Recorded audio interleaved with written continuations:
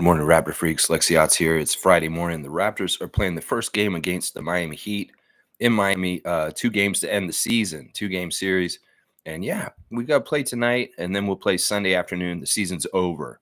Now, we're obviously not really playing for anything. We're kind of solidified where we're going to be for the final position at the end of the season, successfully sitting in the worst position. So there's not going to be any wiggle room.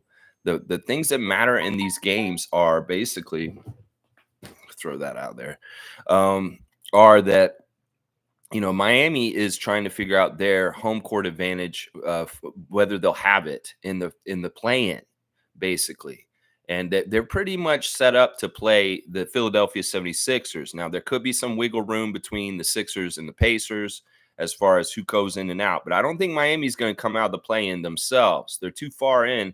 And it's the Sixers that are threatening to jump out and flip with the Pacers and put the Pacers in the play-in. But still isn't all sorted out in that situation with those three teams. Now, the best that Miami can do, really, if they beat us in both games this weekend, is get that home court advantage in the play-in. They will not get out of the play-in. I'm going to tell you that right now. It's not very likely. So in some ways, we can look at it this way. Either the Raptors win games, and if we win games, we actually help Nick Nurse, Kyle Lowry, and the Sixers by keeping home court advantage for them in the play-in. If we lose, we actually help Miami get the home court advantage against Nick Nurse, Kyle Lowry, and the Philadelphia 76ers. So depending on how you feel about the Sixers, maybe you're rooting for certain people. Either way, listen, either we're going to help us by beating them and indirectly helping Philadelphia, or we're going to help Miami against Philadelphia. And either way, we can't lose with the scenario I just laid out for y'all in some ways. It's like, look, I don't expect us to win both these games this weekend. We win one of them. That's great. That's great. In fact, in some ways, to keep where we're at in the playoffs for sure, it's not totally for sure, but there's like a 1% chance we'll fall out of this spot. Memphis has to win one more, or we have to lose one more. So if we lose tonight, we're officially staying in the sixth worst position. So there's silver linings to all things that can happen tonight. We win. Hey, we won. We won a game. That's awesome. 26 wins for the season. We lose. Well, we're kind of hurting Philadelphia by losing. So that's how it goes in some ways. All right, let me go look at all the stuff I do want to preview for today. Miami, baby. Miami. Miami. Miami. Yeah. All right, let's see. Let's start with Toronto's injuries, of course. Persona non grata, nothing changed there. More information from Garrett Temple on the Raptors show, talking about reaching out to Jontay Porter on Easter Sunday, telling him that he's got his back. He's there for him. He didn't actually talk to him. He just sent him a message. I don't know if he sent him one back. Maybe he sent one back saying thank you, and that's about it. But Garrett, being a good Players Association representative as the vice president of the NBA Players Association, he's really got to look out for Jontay Porter's back as a player in this. And he really illustrated on the Raptors show that they have to make sure that players treated fairly in this situation. And the presumption of innocence is always most important in all situations. So Garrett's got Jontay's back. And he said that it's important to reach out to him and let him know that he's still a part of the team and that we care about him, even if, because, and Jontay even said this. I mean, not Jontay, Garrett. Garrett said that Jontay could be feeling like, how a player feels when they get injured and they can't be out on the court to help their team. That in some ways he probably feels like he let the Raptors down majorly. I mean, yeah, you did. That guilt of not being out there to help your team win and do better is probably killing Jontay Porter right now inside him right now. And Garrett knows how that feels as a player when you can't be out there to help your team. And it's something stupid like this, Jontay. Yeah, you should feel ashamed. You should feel guilty, honestly. It's such a bad situation. Jakob Poeltl participated in parts of Monday's practice. Of course, he's not using his left hand when he's shooting in any of these things. So he's not going to come back this season. I could confidently say that Jakob Poeltl will not play again this season. I'll say that right now. I'm pretty sure Scotty's not either, but there could be some sort of dramatic thing that happens. There's no signs of him coming back tonight. So your last chance is Sunday, a matinee on Sunday afternoon, Scotty Wayne Barnes. How do you feel about getting 26 on a Sunday, the last day of the season, and getting your scoring average to 20 even? Yeah, you're at 19.9 right now, my guy. And in some ways, for people that have OCD about square numbers, they want you to get out there and get 26 points in one of these games this weekend. Wow, the Miami crowd. Come on, Scotty, get healthy, get out there. That's what I'm saying. Chris Boucher will not play today. Let's see who are the other ones. DJ Carton will not play today. Gary Trent Jr. is questionable for today. It is his back. And Bruce Brown, he's questionable also. It's his knee. Now, none of the other guys are on this list, so we should expect the full complement of a good quality starting lineup for the Raptors with Emmanuel Quickley, Ochai Agbaji, RJ Barrett, and Kelly Olynyk available, with Grady Dick probably starting with them. So I'm predicting that the starting lineup for the Raptors will be Quickley, Dick, Agbaji, Barrett, and Olynyk. And of course, JFL, Nwara, Malik Williams, Garrett Temple, Jalen McDaniels, and Mohamedou Gay. And yeah, that's pretty much our contingency for the game tonight against Miami. It's good to see most of those guys in street clothes in Brooklyn going to be back this time. Kelly, RJ. Yeah, we need these guys. We need these guys to be having a good shot. Now, who are the Miami Heat? Let's go look at them. They have changed. You know, the Heat, I don't believe in them since Kyle left. I don't know why. I don't know why. In some ways, it's like you switch Kyle Lowry for Terry Rozier. And in some ways, it's like, that's not a big switch, is it? Yes, it is. You don't understand. We know up here in Toronto for many, many years of Kyle Lowry. You know, I don't think that they have the legs to go far in the playoffs. Like, do you think Miami Heat can do what they did last year without Kyle Lowry on their team? I don't think they can. I do not think they can. I think that last year, part of what they did last year is Kyle Lowry. That the Miami Heat were a playing team and they went so far. I don't see this shit happening again. Seriously, I feel like Lowry is an important ingredient for these playoff things with what he does and what he does, his intangibles. So I'm not afraid of the Heat team like I was when Lowry was on it in weird ways. I don't know why. Here's the injury report for the Miami Heat right now. Josh Richardson underwent successful surgery earlier this month or last month to repair right shoulder instability. So he is out. Terry Rozier is listed as day-to-day today for the game. It's his neck. So he may not be playing today. And Duncan Robinson is ruled out for the game tonight. It's his back. So not a whole lot of injuries. They're fairly healthy. We'll see if Terry shows up. That could change things. Their starting lineup right now is Tyler Hero. He hasn't been healthy in the earlier season. He's back now. So we'll be seeing Tyler Hero versus Grady Dick stuff tonight, hopefully. Jimmy Butler, of course, is still there. Nikola Jovic is starting at the 4 now. And Bam Adebayo, of course, is their all-star center. Jaime Jaquez Jr., the great rookie, probably will be starting instead of Terry Rozier if he's not able to play. Caleb Martin, Kevin Love, the veteran. They picked up Patty Mills and DeLon Wright in the middle of the season. So we'll see old favorite Raptor DeLon Wright return. Will not return to us. We'll see him on the court tonight against the Raptors.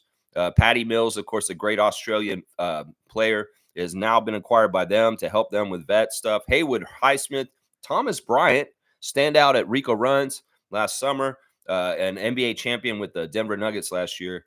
Let's see, Orlando Robinson and Alondes Williams. That's really their lineup right now, the Miami Heat. We'll have to pay attention to whether Scary Terry's going to be available tonight, really. They've recently not been the greatest. They've faltered a bit. They haven't had the easiest time right now. They've won 2 out of their last 5, losing 3, losing to Dallas, Indiana, and Philadelphia, and beating Fred VanVleet and the Rockets and the Atlanta Hawks in a double overtime game in the last week or so. So their recent record, their recent trend is 2-3, winning 2 out of their last 5. So, you know, they can be had. They can be, they're susceptible to losing. So if we do a good effort, we play a high level with our real starting lineup, not G League guys starting, we could be okay tonight and actually beat the Heat. I'm going to tell you all that right now. Seriously.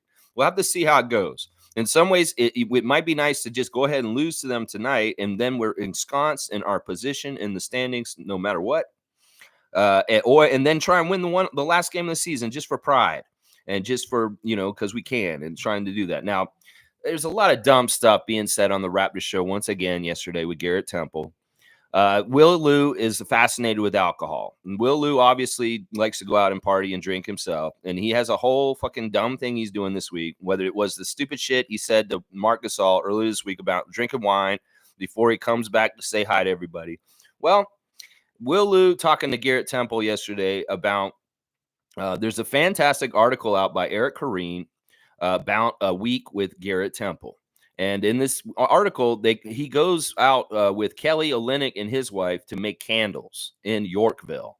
Yeah, this is a really cool article. You guys should check it out. It's on The Athletic by Eric Koreen. There's also a really good article by Michael Grange on Grady Dick that just came out. They're both very good reads. You should read them. But the thing is that Kelly and Garrett are now at this point the only two married guys on the Raptors. That we traded Dennis, Thad, and Otto and Malachi all away. And these were the guys who had wives and kids. And at this point, everybody on the Raptors is like a single guy who's like wild, apparently. And this is what Lou was trying to illustrate this point. It's like, yeah, there's no kids and they're obviously out drinking and partying just with women all the time. Well, what the fuck, Will Lou? Why do you assume this kind of shit? And then he went on this whole thing about like them being in Miami this weekend in the 1 o'clock game. Like these guys aren't professional. Like these guys aren't going to take things professionally, Will Lou. Who the fuck are you, Will Lou? You're just a degenerate that's in the bottle, obviously, because all you think about is alcohol, my guy. These guys aren't thinking about that. I know for a fact that Scotty Barnes does not drink. I know for a fact that Scotty Barnes does not drink. In fact, Garrett Temple made it very clear to you when he went to the candle making process that he does not drink alcohol. He said that right away because he's a professional athlete and his vessel is his body to do what he does to do his job. Well, a lot of these players are like this. And, some of the young players are unprofessional and go out and party a lot. Those are those kind of guys, I don't want them on my team, to be honest. Like, if we're going to have anybody on the Raptors go out Saturday night and get all crazy till like 4 a.m. and try and do a James Harden and come into the game afterwards after having wings and titties in his face all night, I'm not about that. Seriously. Y'all need to be professional. The season is not over until Sunday. And you guys need to be ready to play on 1 o'clock on Sunday. And if anybody looks like they are not right or not playing exactly right, I'm going to be judging y'all. I'm going to be looking at you. The Raptors Freak is going to be looking at you on Sunday afternoon and judging whether y'all look like y'all are hungover or out all night. Because Will Lou apparently is saying it's mandatory. All the young guys on the Raptors like to party, and they're going to be out on the beach, on South Beach on Saturday night. I don't believe that shit. I believe Alvin Williams. I believe Darko Rajakovic. That these guys, Alvin Williams said, look, there's going to be a hotel check on Saturday night. Maybe they can go out last night a little bit before the game today. Maybe they'll go out after the game tonight. But tomorrow night, they will not be doing jack shit because they're called to get down the arenas like at 11 a.m. or some shit like that.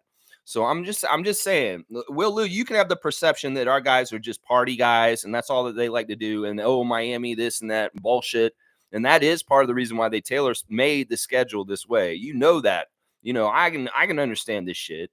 We put 2 home games in Miami right at the end of the season for the Toronto Raptors, just in case they're in the playoffs. Well, they can go be all unprofessional as a young team down at South Beach. No, don't fall for that trap, Raptors. Seriously, if any of y'all listen to me or anybody on the team listens to me at all, this is a test by the NBA schedule makers to see just how professional a young team is.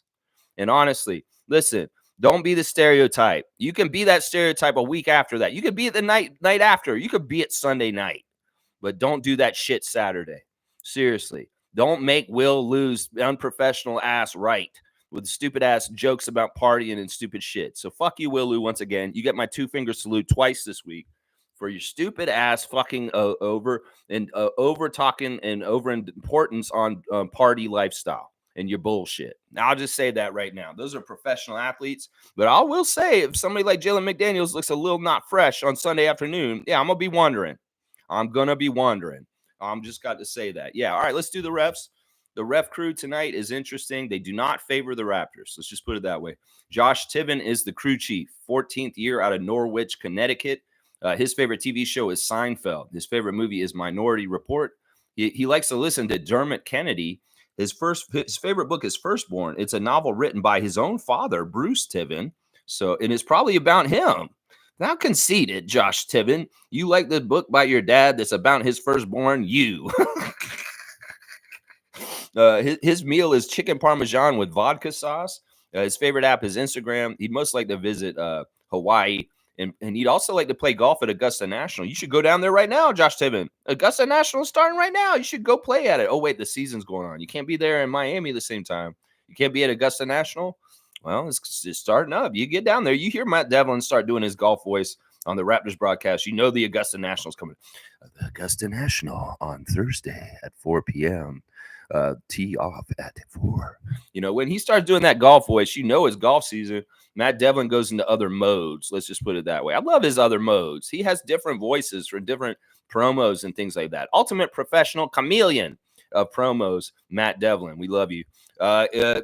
Josh Tiven is a yo-yo expert, and this man can do some yo-yo tricks. He will win the NBA referee talent show at All-Star Weekend. So walk the dog, Josh Tiven.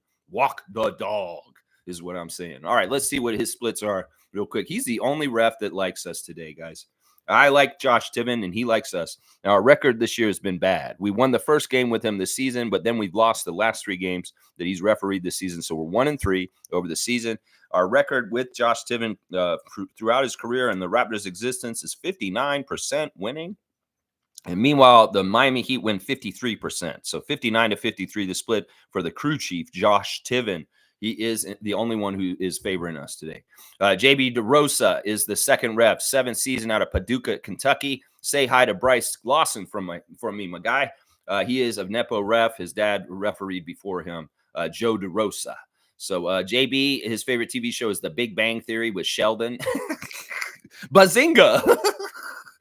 Favorite movie is Kingsman series. He likes to listen to Kenny Chesney. His favorite meal is salmon and risotto.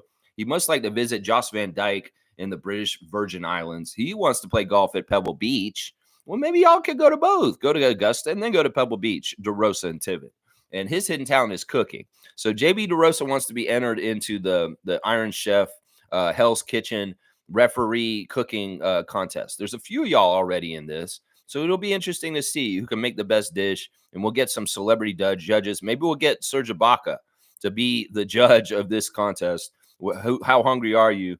And maybe he'll make y'all cook something weird, you know, like something like dick or some shit. Not, you know, like some sort of bull dick or something like that. That's what he does on his show. So maybe Serge Ibaka will be the host of the cooking show, the cooking contest at NBA All-Star Weekend in the referee talent show. I think this is all gold-winning ideas, Adam Silver. Why the hell can't you fix the NBA All-Star Weekend by just making a referee talent show? I think this idea is gold. I've gone over it in all kinds of different ways in the last couple months, and I'm going to keep pushing it up until you make it happen. I'm going to speak this NBA referee talent show into existence. It'll occur one day, and everybody will be like, what are they doing? It's like, it's a Raptor freak. And he made that shit up, and now they're doing it. JB DeRosa, his winning record with us is 55% or 56%. We win with him, but the Heat have a way better percentage, 63%. So 56% for us, 63 for them. And our record this year with him is 1-2. So we've won 1 game and lost 2. So 56-63 is the split with JB DeRosa, the second ref. The third ref is old head, almost 70 years old, Michael Smith, 31 years out of Memphis, Tennessee. I like Michael Smith. We haven't had him very much this year. We did lose the only game he refed so far this year. He's a tough, old school ref that I have so much respect for. This guy is a really good ref, honestly. He's tough. He's a little bit like Tony Brothers, but you know what? He's great. He's great. I like him. His favorite TV show is NCIS New Orleans. His favorite movie is Training Day. His favorite musician is Charlie Wilson. His favorite book is The President's Mission. His favorite meal is dinner. His favorite app is ESPN. He'd most like to visit the White House, and his bucket list is to skydive. That'd be cool, man. I'd love to see that happen, like your bucket list, just like that movie Bucket List with Jack Nicholson and Morgan Freeman. Yeah, I want to see you get your bucket list, Michael Smith. Can we film this when Michael Smith, 70-year-old Michael Smith, goes and skydives? I think this would be great NBA interest for story for the referees. And honestly, it may make people like the refs more. If you see a really cool story of achievement, Michael Smith skydives. the referee of the NBA skydives. And everybody like, yeah, this is awesome. I like Michael Smith. I like the referees more. See, I'm trying to build goodwill for y'all. I'm trying to give you good ideas, NBA, on how to make the referees less villainous and make them a human interest story. Michael Smith, that's 70. He wants to skydive. All right, let's film it. This is NBA refs. Michael Smith. He's going to skydive for the first time in his life at 70 years old. That would be awesome. And he would gain fans. Seriously. Not that the refs need fans, but I don't know how you handle this. In some ways, I want to help y'all's PR with your referees to a degree. All right, he is the worst ref for us today, Michael Smith. We did lose the only game that he played, that he refereed for us. We win 46% of our games, and the Heat win 52%. So 46 to 52 for the Heat. So yeah, Tibbins favors us, and DeRosa and Smith favor the Heat. Just so you know, there's your breakdown for the refs for today. Yeah, Ref Report, undefeated, always telling you what's going on Raptors game day with the referees. Yeah, Michael Smith, jump out of a plane. Let's go.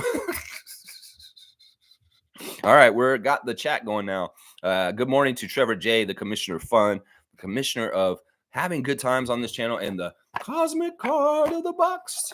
The classic cosmic card in the box. It's a basketball box, and inside it is a classic basketball card. And I will show it to the screen.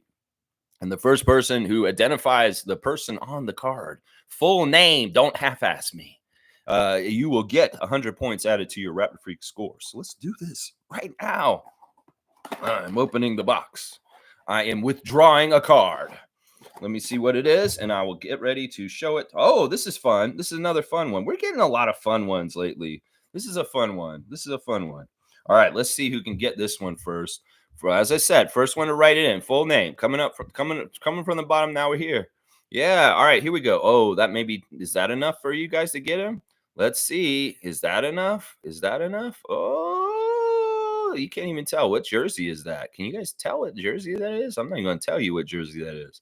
You got to figure this out. Who knows who that is? And spelling, you could get extra for that. Yeah. Fantasy Finals getting tense. That's right, HC. I've been checking y'all's score. I'll go look at it in a little bit and we'll talk about it. There we go. Seymour got it. That's right. That's the Cleveland Cavaliers' Zydrunas Ilgauskas, who played on Lebronto teams against us. Yeah, that is Zydrunas Ilgauskas. Good job, Seymour Pape. The sheriff getting it today. I see Isaac. I see you, Isaac. Yeah, Zydrunas. He didn't spell it exactly right. But that's fine. Let's see the back of the card. What does it say? Can I read that? I don't know if I can. The type is weird. Over the top, one of the top centers in the Eastern Conference, Ilgauskas was selected to his second NBA All-Star game. Was he on 2 All-Stars? How the hell was this guy an All-Star? Seriously. I don't remember Ilgauskas being on All-Star. That doesn't seem right. What the hell is this? All right, well, 100 points are going to Sheriff Seymour Pape. Good job. He knew who this was, this wanted man. He was on the lookout for this guy, Zydrunas Ilgauskas. That's right. Good job, Sheriff. You got your man.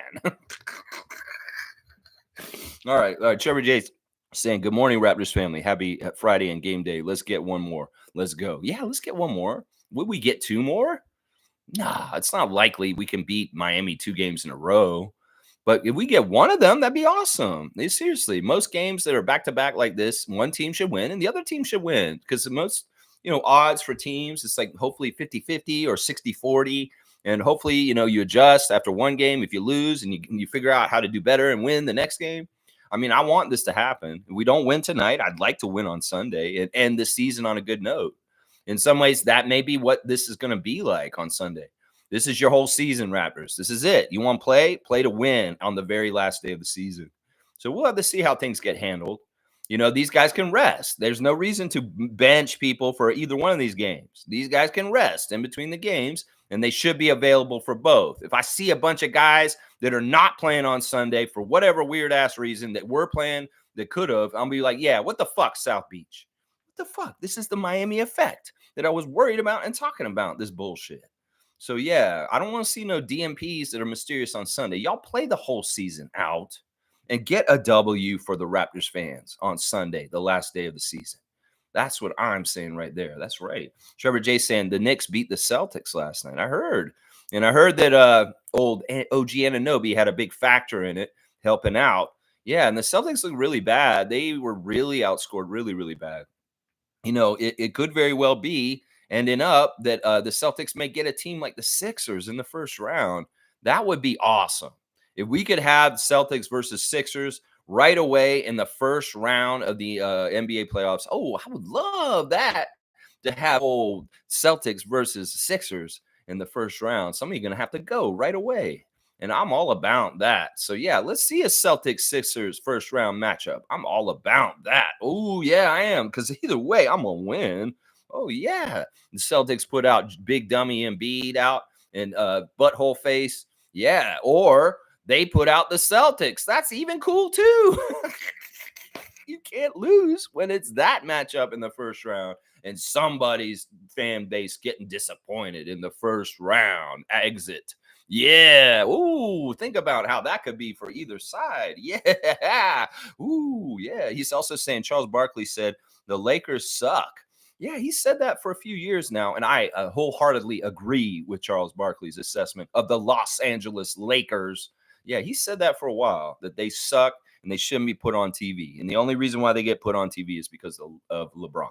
That's right. Adam should give the Lakers a stimulus package for the old heads. What do you mean? Like money? They get money all the time. They get paid. That's what a stimulus package is. Why do we want to give more money to them? They're getting paid. They're fine.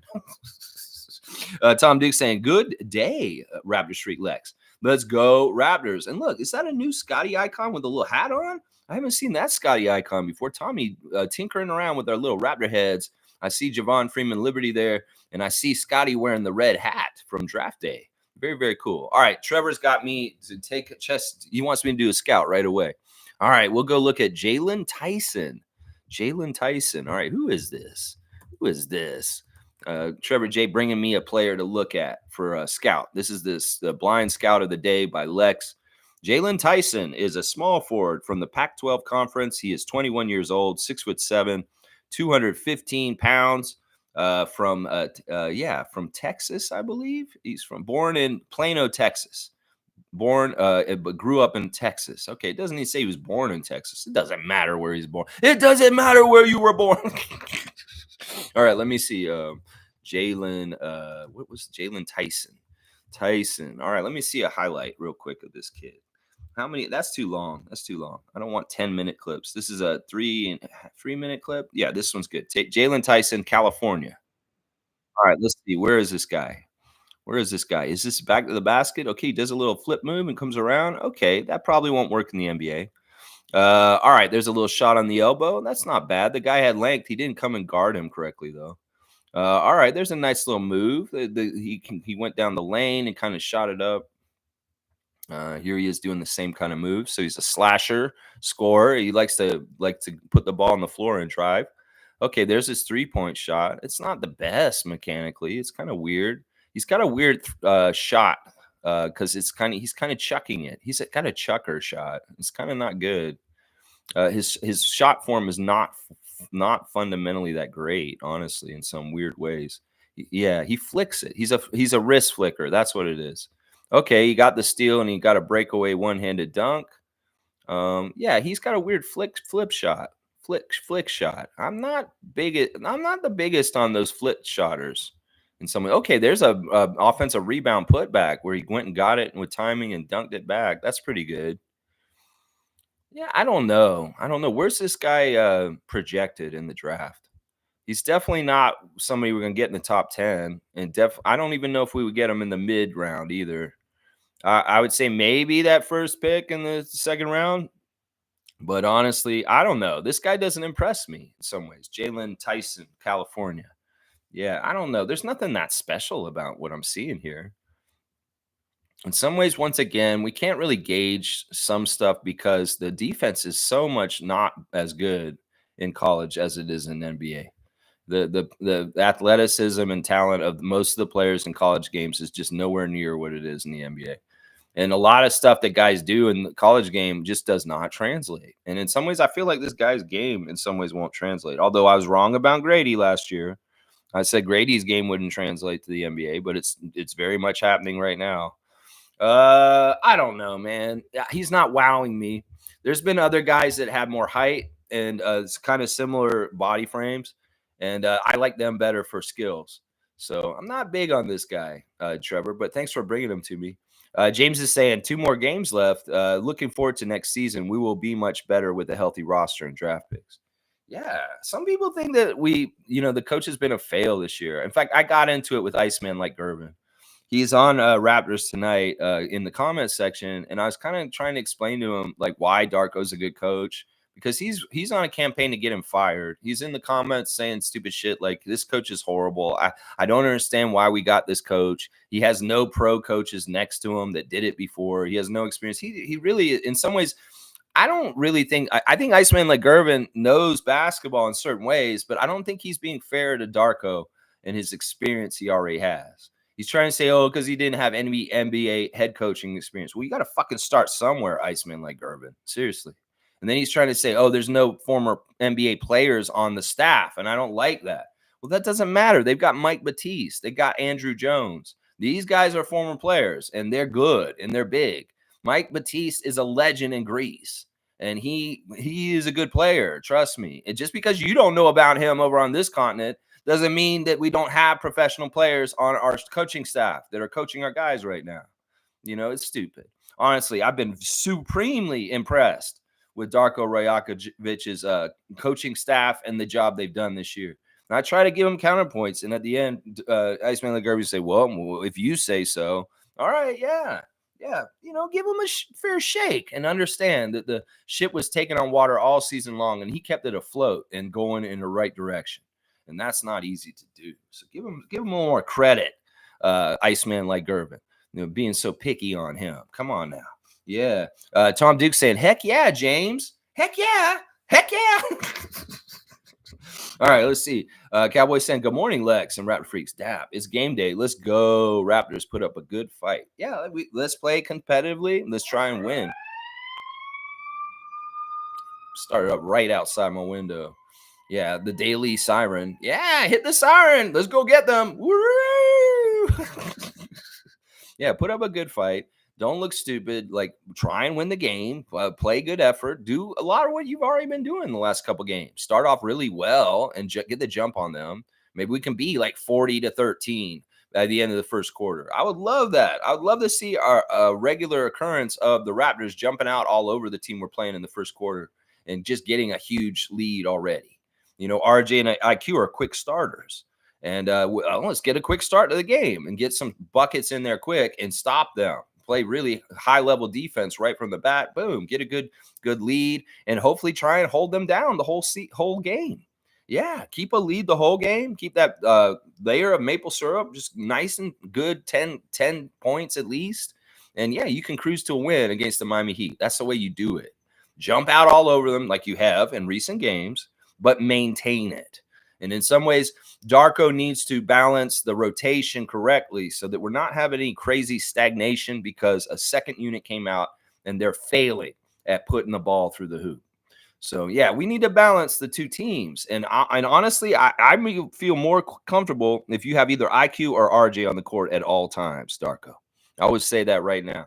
You have two top-level players right now. You need to have at least one of them on the court at all times because they're the safety valve, the emergency release, the get a point when we need a point no matter what. In some ways, I wish I could trust Gary Trent Jr. a little bit more. I wish Grady was a little bit more older and savvier at this point. But no, we need to count on those two former New York Knicks when they're out there to carry. And that's something we need to have a balance with. So, in some ways you like playing both of them together, but you need to maybe split them apart for a good part of the game tonight too, with RJ and Kelly, and not RJ and Emmanuel. I'm just saying that might be a good strategy right there. Monique is saying, good morning, Raptor Freak family. Happy game day. Let's finish the season strong. Guys, it's going to be Monique's birthday in June. I know it's a little bit far from now, but that will be the next Raptor Freak hangout. We're going to do an event at the NBA restaurant. We're figuring it out. We're getting the groundwork laid out for this to celebrate Superfan Mo's birthday, y'all. And y'all are invited. We're going to have a party down at the NBA restaurant on June the 8th. It's a Saturday. And, you have to pay for your own food. It'd be nice if you brought a gift for Monique. And, we'll celebrate the Superfan Monique's birthday with her at the NBA restaurant, June the 8th. And that'll be after my trip and all the craziness, and I'll be moved out by then. But I will come back downtown for the Superfan's birthday for sure. And hopefully, I mean, won't be too crazy around that. I'm gonna make a priority to try and make it there though.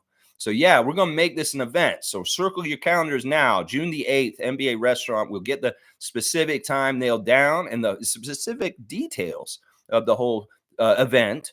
But I just want y'all to know now so you can start planning if you would like to come down there. If you're in the Toronto area and you want to see me and you want to hang out with Mo on her birthday, well, it's not her birthday that day, but we're going to celebrate it that day. Her birthday's actually on the 10th. But yeah, a Raptor Freak official get together for Mo's birthday at the NBA restaurant on June the 8th. And I want all y'all, as much as y'all can come down there, and we'll celebrate with Mo on her birthday. We'll give her a good birthday party. How about that, guys? I'm all about that. So mark your calendars if you can. June the 8th, NBA restaurant, Monique's birthday, y'all. Let's go down there and give her a good birthday party. That's what I'm thinking. Yeah. Isaac said dunk at James. And if anybody's out of town and they can come in town just for Mo's birthday, that'd be awesome.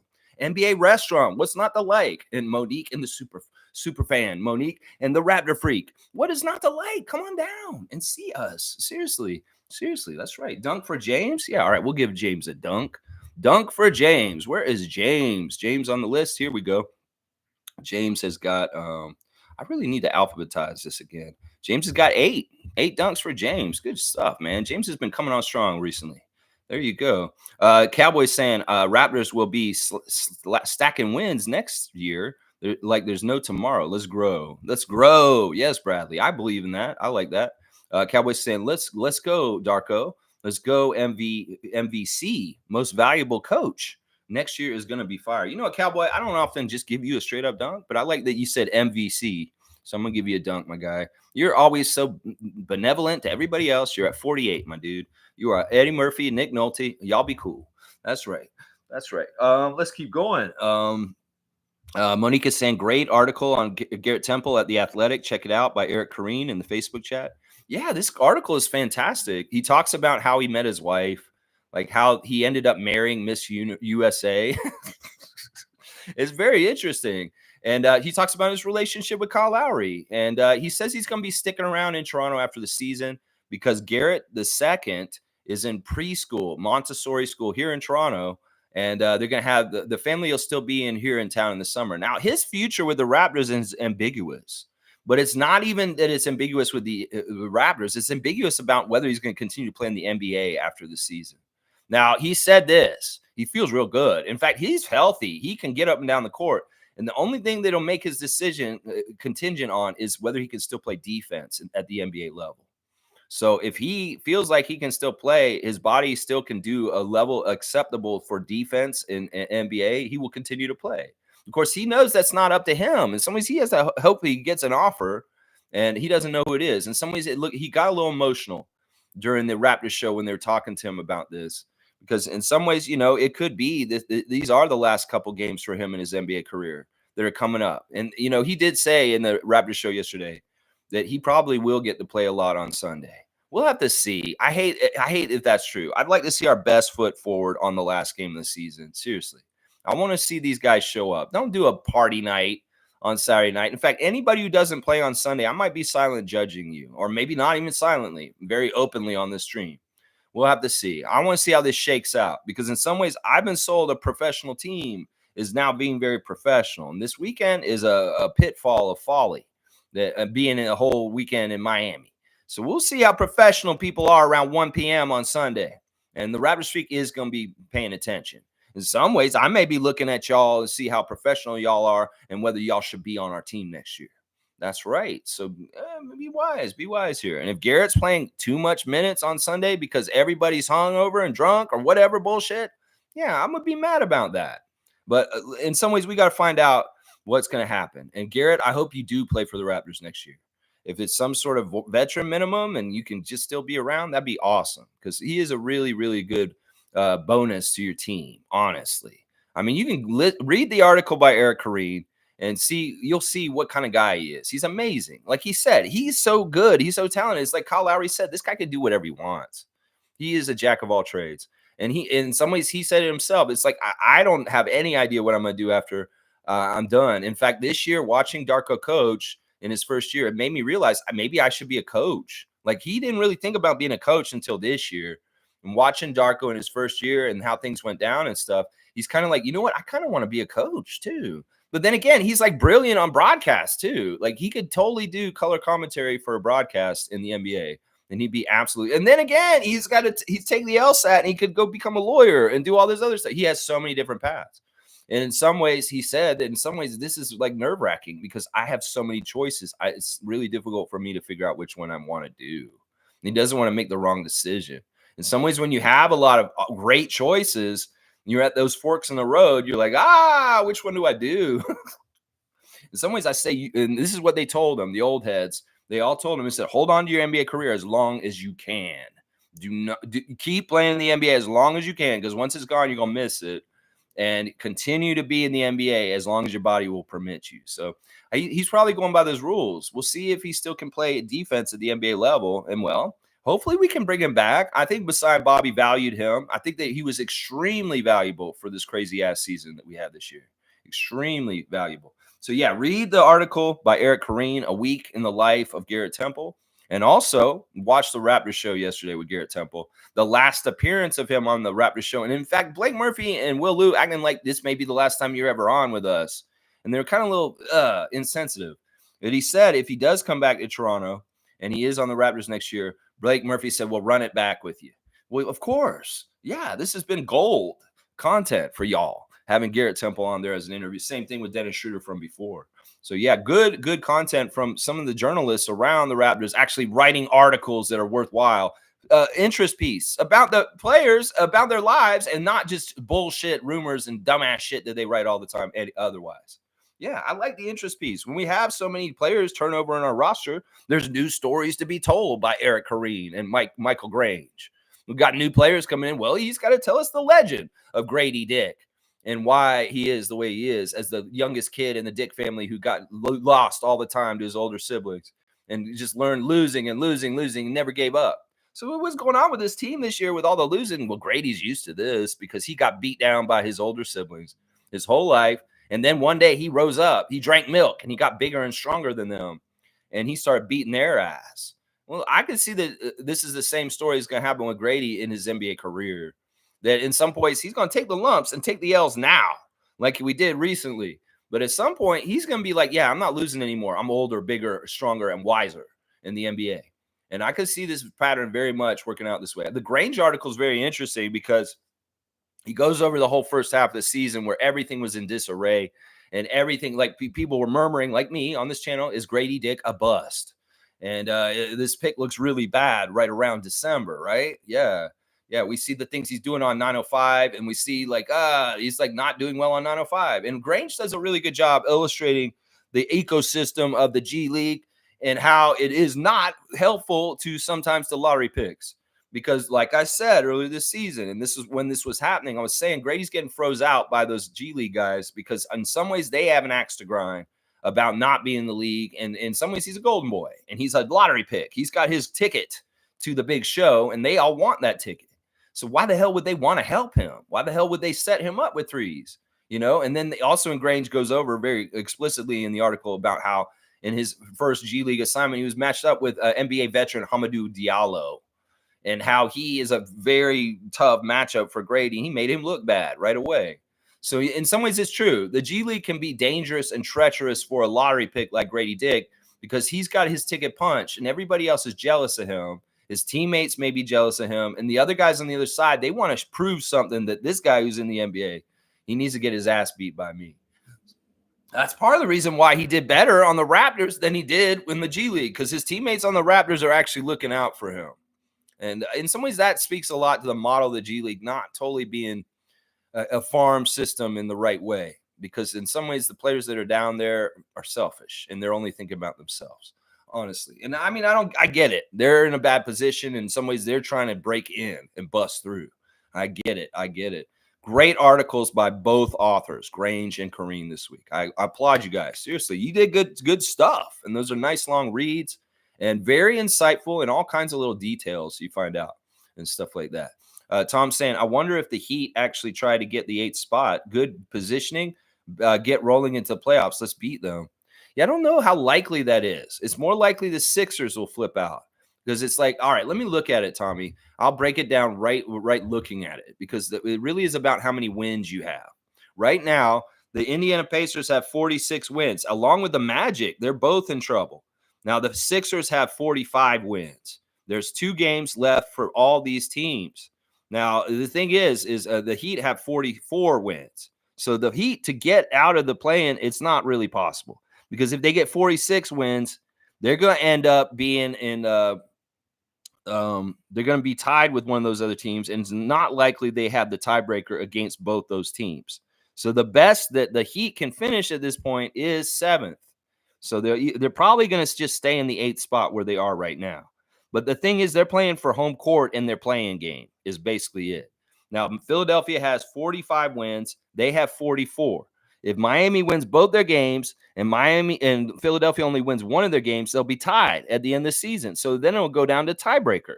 So in some ways, that's really what it is. It's kind of like Miami's fighting for home court in the play-in, basically, to play against us. So they are playing for something right now. And there's a 1-game difference between them and Philly, and then a 2-game difference between them and Indiana and Orlando. Indiana and Orlando aren't going to lose both their games, both of them. So I don't see Miami getting out of the play-in. So, yeah, I think they will stay in the 8th spot, Tommy. Yeah, I think so. I mean, in some ways, maybe we could help them lose twice, and they'll be above Philadelphia, and then they'll be playing that playing game in Miami instead of at Wells Fargo. So it's that kind of stuff that's kind of getting discerned right now with those teams. Tom Duke has got a starting lineup of RJ, Emmanuel, Kelly, JFL, and Gary. Okay, where's Grady? Nako saying, I want the Heat to make it to the playoffs. Love me some playoff Jimmy. Playoff Jami, Gerald. I love me some playoff Jami. Joffrey, man, you can't get away from the Game of Thrones. My God. Yeah, I think it's fun when the Heat and the Spoelstra do more than they're supposed to. Last year was fun. They were such shit disturbers last year, ruining franchises left and right. You go, Miami Heat. You play in shit disturbers. You go on. I doubt y'all will do the same thing this year as you did last year. But even if you do it in a little bit in the early rounds, that'd be awesome. You take out some big team. Like you get through the play-in and you play either Milwaukee or Boston. And, well, if you could beat the Celtics and put them out, Miami, hey, I love it. So you go on then. You go on. In some ways, I'm rooting for the Heat, even though I don't really like them, and I don't want them to win the championship. I want them to go far, though. Just like last year. Cowboys saying, it's get those L's. It's fuck Nick Nurse. The finger salute. Check out Jacoby Walter. All right, you're too late. Trevor jumped in line ahead of you, and I already did Jalen Tyson. Sorry. One a day, Cowboy. We got a lot of time still to draft. You can keep trying. But, yeah, Trevor J got in there prioritized. He got the first comment. You want to come here right at the beginning and write that name right at the beginning if you're going to get it. We'll get Jacoby Walter down the road. I like Cowboys' philosophy. He said, we'll go ahead and lose just to hurt Nick Nurse. Shir Khan said, good morning, Raptor Freak family. Here's the deal. We may have had bad seasons before, but I don't recall there being this much optimism since the championship season. The young core has major untapped potential. I agree. And Shir Khan, I'm giving you a 3-pointer for really, really shining a light, man. You're right.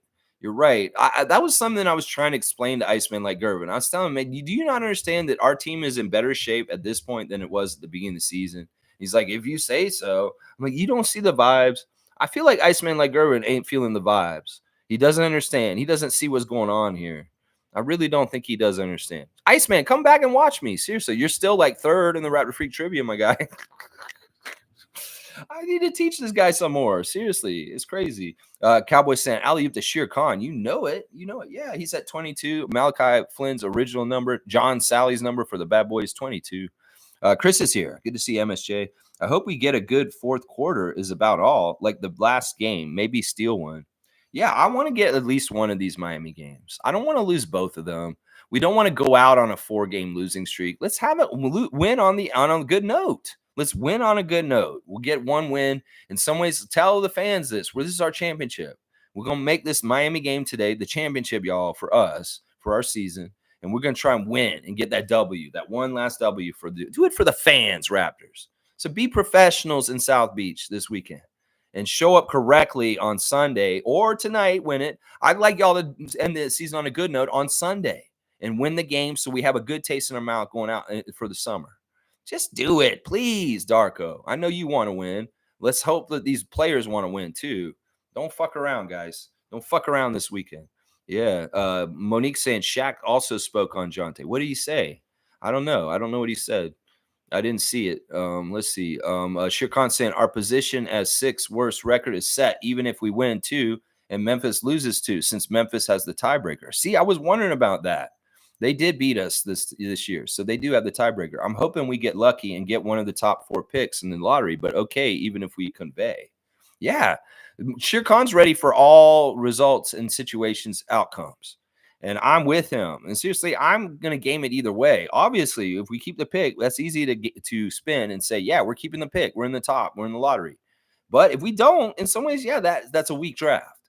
And in some ways, we had to give the pick to the Spurs at some point anyway. Well, we're going to go ahead and give it to them now. And Spurs fans are kind of not that thrilled about getting the pick this year. In fact, a lot of them want to get our pick next year. So that's telling right there, Raptors fans. The Spurs fans are kind of like, yeah, you can go ahead and have your pick this year. We want your pick next year. Well, let's give them this pick this year, maybe, possibly. So I'm just saying, I'm going to game this either way, that it's a positive outcome for the Raptors. And I know certain forces out there going to game it. It's a negative outcome either way for the Raptors, no matter what happens. So I got to be that balance. I got to be that positive on that magnetic pole. Those negative ninnies like Pensera, they can go ahead and do their shit. I'll do mine from the other end. And I'll game it so it's a positive thing no matter what happens with us with the draft lottery, guys. Yeah, I'll tell you why it's a good thing either way, because it is a good thing either way. Sure, it's a bad thing either way, but that's the same with anything in life. There's a good and a bad to everything, and it's your choice whether you want to look at the good side or the bright side or the dark side of it. That's your choice, your personal choice. I'm gonna look at the bright side. You can come with me. Let's go look at the bright side. Let's go. Let's see. Fiercely saying, good morning, fam, and happy Friday. Only 2 more games to go. Hoping we get at least 1 dub before the season officially ends. Me too. Me too. I don't want to lose 2 in a row to Miami to go out. Let's get at least one of these. Let's show that we can at least get one of these against them. I don't even know where the season series is with them. I'm pretty sure they've beaten us every game this year, and we have not beaten Miami yet this year. So, yeah, we need to beat Miami once, at least once. Yeah. Smooth saying, good morning, all. Lowry was disrespected in Miami. He was often a scapegoat there. And yes, he was a huge reason why they went on that playoff run last year. And, still did not get the love. Yeah. In some ways, Lowry did exactly what he was supposed to do as a Raptor in Miami. Yeah. He was good for them in some ways, but Lowry was Lowry. It's just like Van Vliet can be Van Vliet like he was last night. You saw all the good and bad sides of Fred Van Vliet last night. They went from loving Fred and 20 points in the first quarter to hating him by the end because he missed everything at the end. Yeah, listen, these are things that Raptors fans know about our former players. Fred Van Vliet, you're going to get a specific formula for Fred Van Vliet, Rockets fans. And there's good and bad with it, just like with OG. OG has very good with him in his defense when he's on the court, and there's very bad with injury-prone things that happen to OG. So you can get the whole kit caboodle, Rockets and Knicks and Pacers with our former Raptors. Yeah. And well, Fred showed the whole display of the array of the ups and downs of having Fred Van Vliet as one of your players. He was awesome last night. He just didn't get the dub because he missed most of his shots late in the game. And Rockets fans were pissed about that. Well, I'm telling you, that's Fred stuff. That's stuff that happened up here on the regular also, Rockets fans. Seriously. I think Lowry did get overly disrespected by the Miami Heat Nation. In some ways, they were in love with him for years before, Spoelstra specifically, and wanted him and coveted him and courted him. And then they finally got him and they disrespected him. And that's sad. In some ways, I'm not worried about Kyle Lowry's allegiance to Heat Nation because they were kind of trashy to him. And we know the GOAT loves Toronto first. And his home is here, as he says. And also, he will retire with us when he is ready to retire. 1-day contract with the Raptors. He will retire in our jersey. So, yeah, it is what it is. And they're going to find out this playoff run. What is different from last year? What's the missing ingredient? Yeah, Lowry. And y'all won't go as far in the playoffs as you did last year, Miami. Watch. Yeah, you won't. Shirkan saying, salute to Cowboy. That's right. Fiercely saying, yes, Darko's light on the G League experiment. I think we've seen enough. Pat Riley was the driver of that disrespect, in my opinion. Okay, yeah, let me do Fiercey's comment first. Uh, Darko Light on the G League experiment. G League's important. In some ways, it's really a hard thing to balance as far as how to do things. I don't know. I would have a really interesting philosophy if I was Luke Wynn, and I would do things a very specific way. I wouldn't necessarily be looking for the absolute best players. I would be looking for players that are interested in certain things like getting one really good NBA skill and trying to break in. Some of these guys are just all around talents and they're just trying to get in on their talent level, like JFL.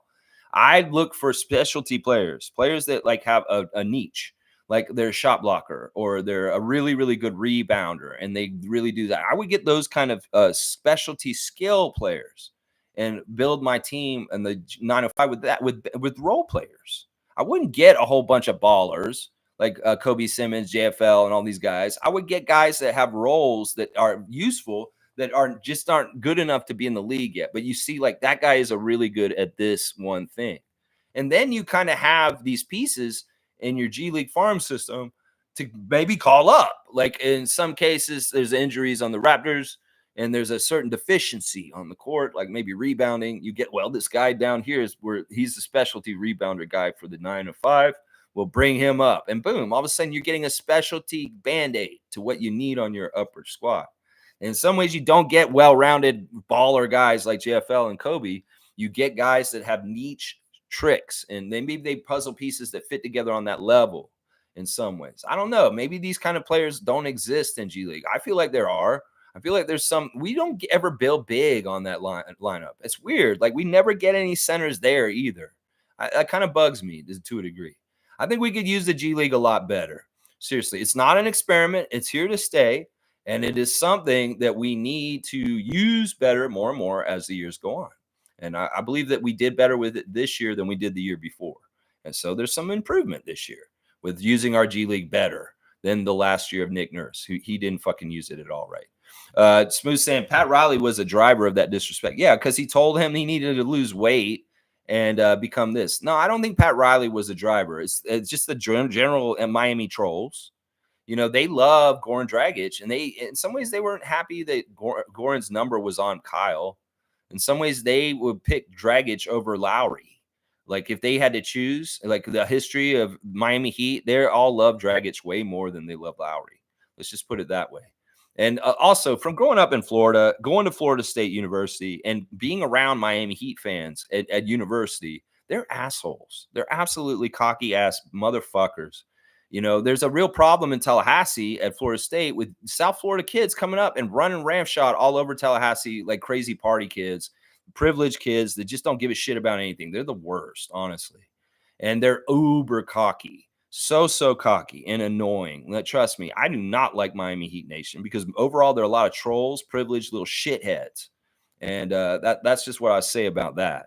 Having dealt with them firsthand, face to face at university while I was going to school. And I was a Raptors fan at that time. And I did wear Raptors gear at Florida State in the mid 90s while they were an expansion team. Yeah. I was doing that then, even when Damon was playing for us. And I was at Florida State in classes. I was wearing Raptors hats and wearing Raptors shirts when they weren't wearing jack shit and they were in their first 3 years in the league. So it's just how it is. It's just how it is. Miami fans are assholes. They always have been. They are one of the worst trolling fan nations online. And they're the ones who drove that. Pat Riley had respect for Kyle other than that one comment. In some ways, Pat Riley loves Kyle Lowry because Kyle Lowry embodies a lot of the things that matter. He's just Pat Riley has these crazy conditions for how he wants his players to be. And he didn't feel like Lowry's fallen into it. Stuff like that. Chris is saying, of course they like the party. They are 20 with money, and yeah, the season is done. We were 6th worst. The last Saturday night in Miami, yeah, fuck all this shit, Chris. No, they don't necessarily like the party. They don't. I've been on Twitch with Scott, and he's been on Twitch in the middle of the night and not downtown in Toronto at the clubs. Seriously, his whole summer, he was like, he had all the opportunity to be out partying and womenizing. But first of all, we know he doesn't do any drugs and he doesn't drink. You know, that's the thing. A lot of these guys, they got to make those decisions for themselves and whether they want to put things in their body that don't help their career. And listen, Chris, you can think this. I don't want to think this. In fact, I don't even that's part of the reason why I hate this weekend is because there's all kinds of stupid jokes like this and thinking this. I would like to believe that our guys are good guys and they're very professional. They may dress crazy, they may have liaisons with women, but I don't think that they're out there drinking their face off. I don't think they're out at the strip club at 3 a.m. putting ones in a G-string. No, no, no, no, no, no, no, no, no, no. No, Scotty, early in his career, he had all that put in front of him, and he was sitting at home playing video games, talking to us. So let's not get it twisted. Some of them may be, and maybe those are the guys that need to be filtered out. It's about being professional. You guys are professional basketball players. You make millions of dollars to play basketball. You know, you're going to go out and get drunk on a Saturday night before a 1 o'clock game. Well, that's not professional. That's what I got to say right there. So, yeah, that's where you draw the line. You figure it out. Who wants to be in this league enough? The ones that are able to abstain and be adults and control themselves. Yeah, maybe you get to hang around. The ones that don't, well, maybe you move along. Maybe this is why Justice Winslow was trying to get his career back with the 905 this year. This exact thing that we're talking about right now. He played for Miami.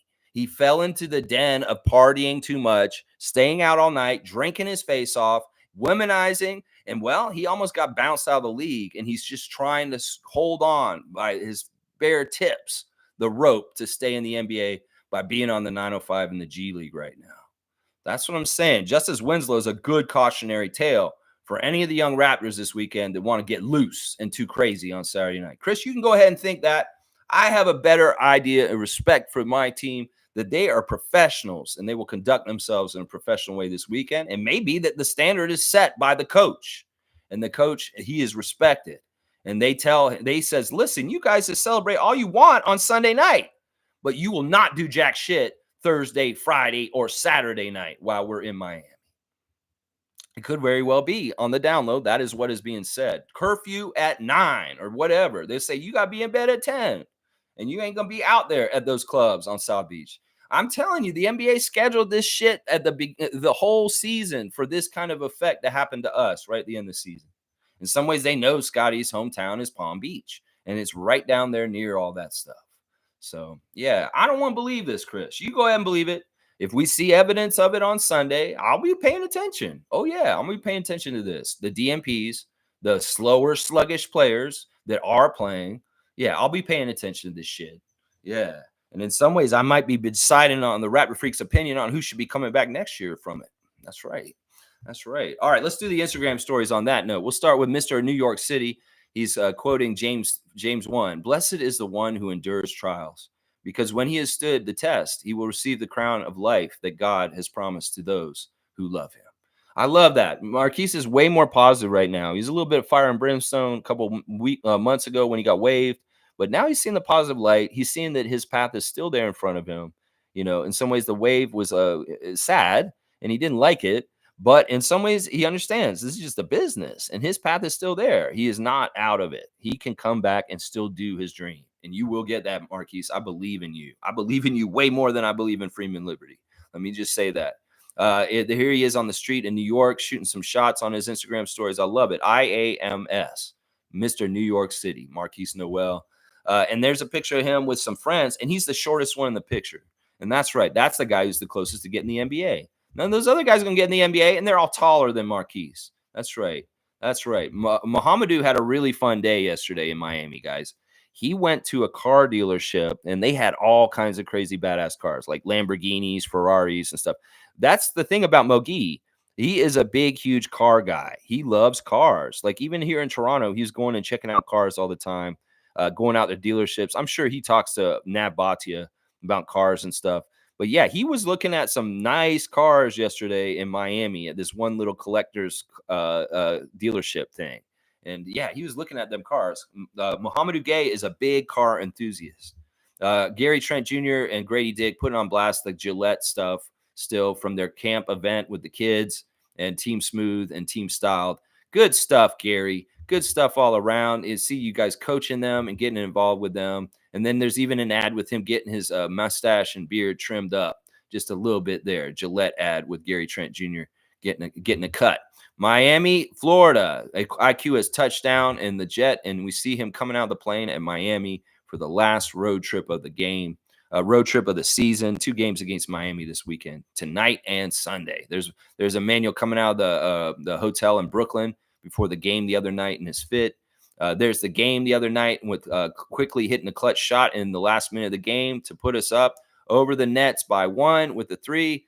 But then, of course, Dennis took over in the rest of the game and beat us. But yeah, seeing Quick do that. It was also, I forgot to say this about the game yesterday. And this is funny because there's a picture of it on his Instagram of him yelling at the Brooklyn crowd. Because like Quick made a couple of those big clutch shots against the Nets the other night. And he'd run it to the sideline and yell at the crowd. And at one point, he yelled at Mr. Whammy. Mr. Whammy is so funny. Like they showed him at one point in the Brooklyn game, but underneath the rim, doing his little, doing his weird shit, whammy shit. And IQ made a shot and ran over and yelled at him specifically in that game. Did y'all see that? That was so funny. I was like, IQ's yelling at Mr. Whammy. Oh, fuck Brooklyn. All right. Jordan Nwora, he's got a picture of him talking to Miles Turner, it looks like, on the bench from when they played the Pacers game. They're covering their mouths. Yeah, of course, he was pounding around with his old Pacers teammates like Tyrese Halliburton and Miles Turner the other day.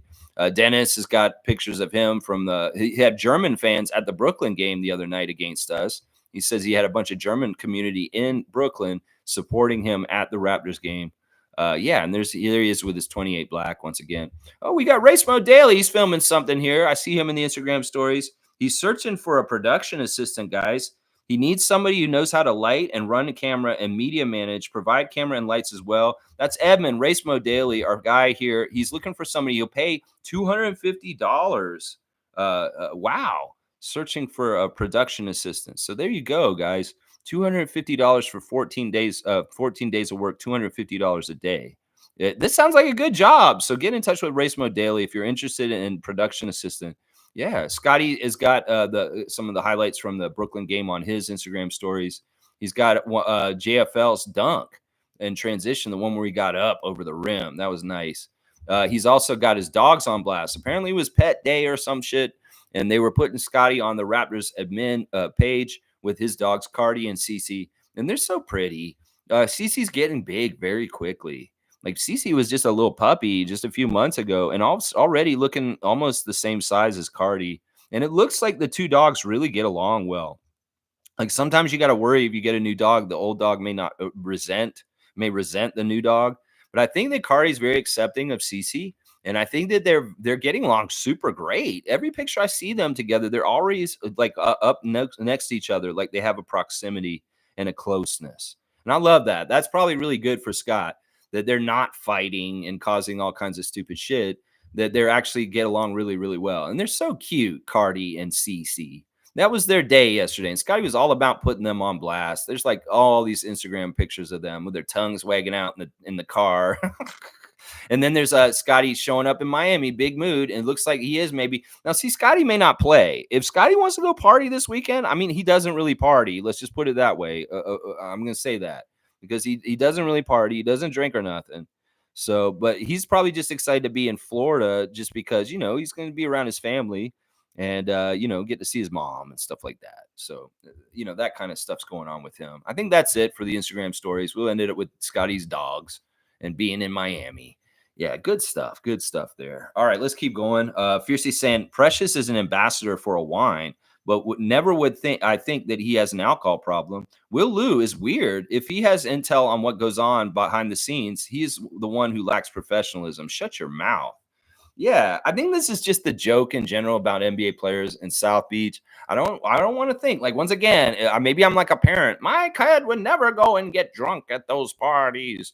And then maybe they are really out there getting drunk at those parties. I mean, it could be like that with me. I don't know. I want to think the best of our team. And well, in some cases, this is a weekend of tests for professionals. And seriously, they should look at this. They shouldn't look at this as like this is party time, fun weekend in Miami to close out the season. No. You don't need to be thinking that way. You're still at work. And Coach Darko has things that you guys need to do still. And that's the thing. In some ways, this is a test for all kinds of different things. Test the professionalism of our team. And yeah, Will Lou, shut the fuck up, man. Yeah, Precious and his wine ambassador stuff is very classy. And in some ways, Precious ain't drinking no wine to get drunk like some people do. No, he's sipping it and tasting the texture and spitting it out. He is just like what those wine tasters and wine trips you go on. I'm going to a wine taster event. and the vineyards in the Niagara region, shit like that. He's doing shit like that right now. And in some ways, it's a lot of it's advertising. I don't see Precious getting drunk all the time. Seriously, does he look like an athlete like him that has an alcohol problem? No, no, no. Guys that have alcohol problems in this league, you can kind of suss them out, figure it out over time. Vin Baker, Keon Clark, John Lucas, John Lucas way back.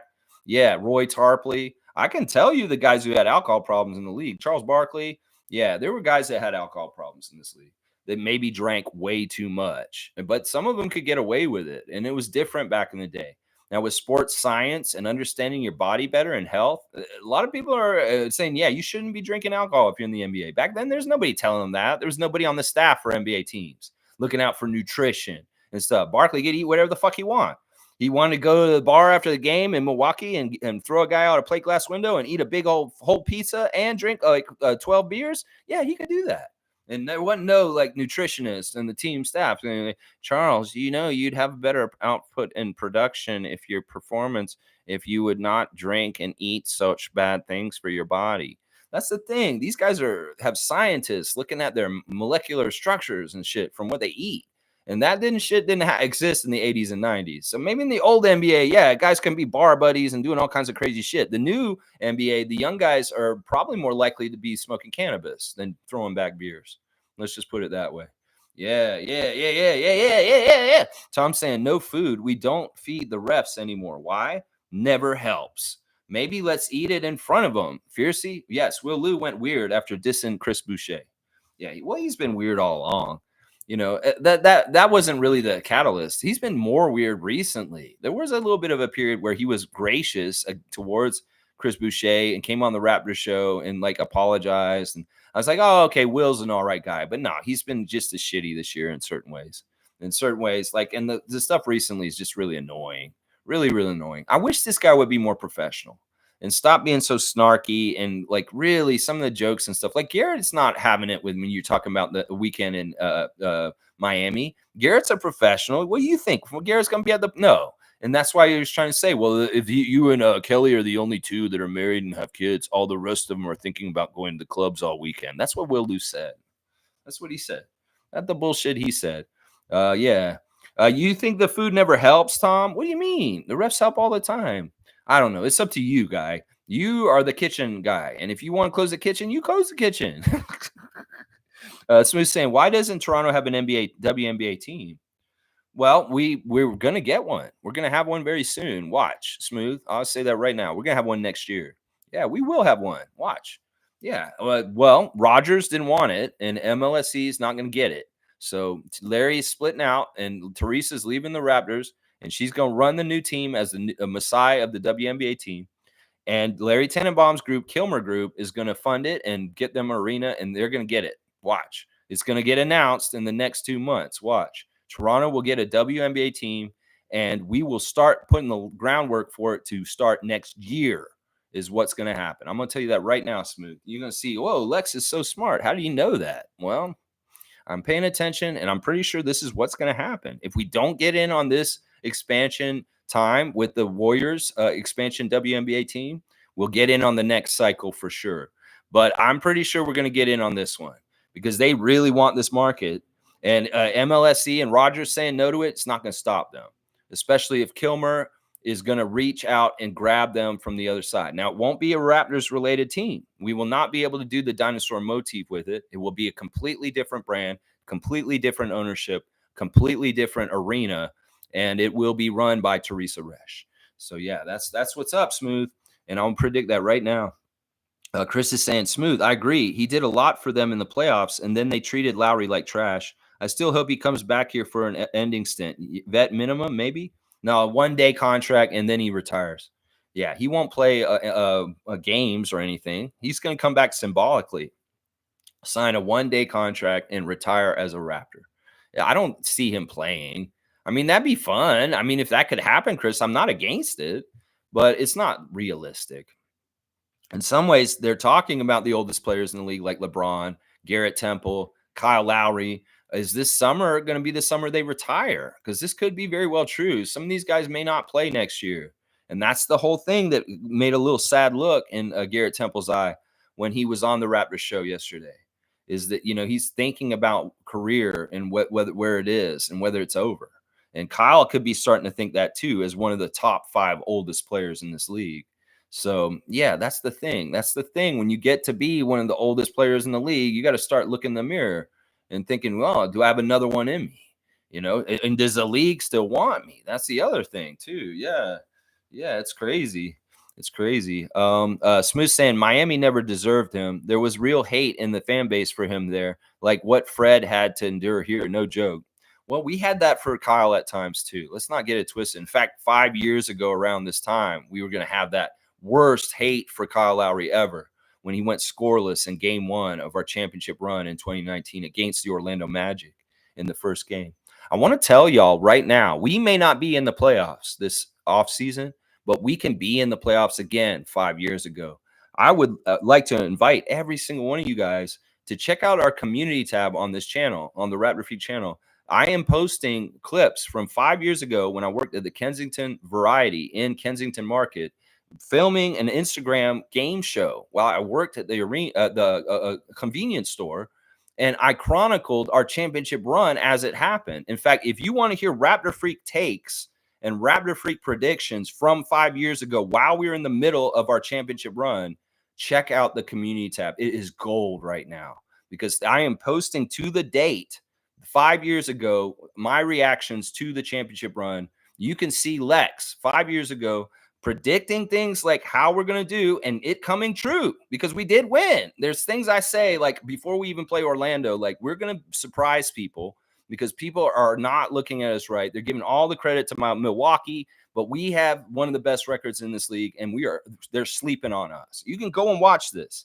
It will be posted throughout the entire playoff season this year in 5-year anniversaries of each event. So if you want to see how Lex felt after the Kawhi shot, if you want to see how I went through the Milwaukee series when we were down 0-2, if you want to see how I reacted to the Orlando first round series and the finals, and including footage of me being at finals game 1, I highly recommend looking at our community tab for the next couple months while the playoffs are going on. And you can relive our championship year 5 years ago to the date with me and what I was doing on those days. If you want to hear the Raptor Freak breakdown after particular playoff games from that championship run, you will get it from those contents. They're short, they're sweet, and you see me interacting with my customers, different people that are regularly on the show like Martin and all my good friends from there, and us talking about the games, the community in the store. My man, the old reggae guy from around the corner, he comes in and we talk about Kawhi and all this stuff. It's gold. And it's so weird to watch 5 years to the day after the fact. And it's a great way to celebrate our championship 5-year anniversary. They may not put that on blast enough. Well, we're going to put it on blast here on the Raptor Freak family. And the way we're doing it is in the community tab with the reruns of the 5 years ago of what I was doing with my content at that time. It's very fun. I watched a couple of the episodes last night. I'm like, holy shit, Lex, you really were on top of things because some of the shit you said actually happened. Like I watched one of the ones where we play Milwaukee and we lose to them right away. And I say, I'm not worried about them at all. We go down 0-1 in the first game. And I'm saying, I'm not worried about them at all. I saw how they played and we got them, y'all. And boom, goes the dynamite. We did beat the Bucks in the Eastern Conference Finals. So yeah, if you want to see that shit from the championship run and see how I was acting, and you always wonder about that, you can see it on our community tab on the YouTube channel. And if you're in the Raptor Freak Facebook group, they'll be posted in there also. I highly recommend y'all watching them. A lot of those other episodes were not Raptors related. Well, these ones are. They're very dense with Raptors reactions to what was happening. And it'll make you relive that time. You want to see how I felt after we won the championship? Watch those shows. You will see the day after the championship how I reacted to us winning finally. It's a beautiful, glorious thing. I'm telling you right now. Yeah. All right. There you go. My little sides. A couple of news and notes. The community tab on this and Monique's birthday, June the 8th at the NBA restaurant. We're going to be down there at the NBA restaurant down on Queens Key on June the 8th for Monique's birthday, y'all. I want y'all to come down there and join us. All right. Let's keep going. Cowboys saying 2-finger salute to Will Lou, you big blockhead chump. There you go. Yeah. Yeah, Will Lou, that's for you. The old Steve Austin 316. That's right. DTA. Don't trust anyone. Fiercely saying, agreed at Tom, no feeding them tonight at Smooth. We were supposed to get one announced this year, but it was shut down temporarily, hoping Teresa Resch gets it going. Yeah, we're going to get it. I fully believe we're going to get this. Larry Tannenbaum's not screwing around. And if he wants to go get this done without MLSE involved, that's awesome. In some ways, I love this group, Kilmer. If Kilmer Group could somehow dislodge the Raptors from MLSE, Rogers Bell, and the Maple Leafs and get them in the same ownership with the WNBA team, even if we have to play in a different arena, I am for it because I want to be away from the dysfunction of Rogers and Bell, and I don't necessarily want to be associated with the Leafs anymore either. And if Kilmer can get a WNBA ownership group going, well, maybe they can somehow, some way finagle the NBA team over to that group too and get the fuck away from that other stuff. Seriously, we could be clear of Rogers, y'all. That would be amazing. That may not be possible. It may very well be that Bell and Rogers are like, this is a cash cow. We never sell the Raptors. But if it is possible and Kilmer Group could straight up own the Raptors in the future with the WNBA team, I am all for that, please. Because, see, I can see a whole horizon of dysfunction with the way that MLSC's power structure is coming up. And if we can just excuse ourselves from the table and let this be Leaf Nation's bullshit, that'd be great. That would be great. Seriously. Let's see. Alley-oop to Cowboy. Yeah, we can go alley-oop to Cowboy. Cowboy's always so generous with his alley-oops. We're going to give him one. 49, my guy. You're at 49, Cowboy. All right, let's see. Cowboy's saying, let's go, Toronto. Get that WNBA team. That's right. It's going to happen. I'm telling you, it's inevitable one way or another. It's just going to be put off. Watch. If it isn't, hopefully it'll happen next year. Fiercely saying, Kyle is coming back one day. He said he'll retire as a Raptor. That's right. Fantasy finals getting intense. Yeah, all right, let's go look at that. HC is up against Peter. And wow, actually, you're down by 107 after last night, HC. So Peter Sabourin is in the driver's seat with 3 more days of play tonight, tomorrow, and Sunday. And I don't even think there's any games tomorrow, really. So it's really tonight and Sunday. There's 2 more games to play, and we'll crown the fantasy champion. And right now, it looks like it's going to be Peter Sabourin winning the Raptor Freak fantasy title this year. In the bronze game, it looks like Jason Dukes has got David Sabourin on the rocks. And that is a 105-point lead in that matchup. So the bronze game's looking like it's going to Jason Duke, last year's champion for our fantasy league last year. So, yeah, good stuff. And it looks like I'm getting JP, but it doesn't look like he's playing anymore.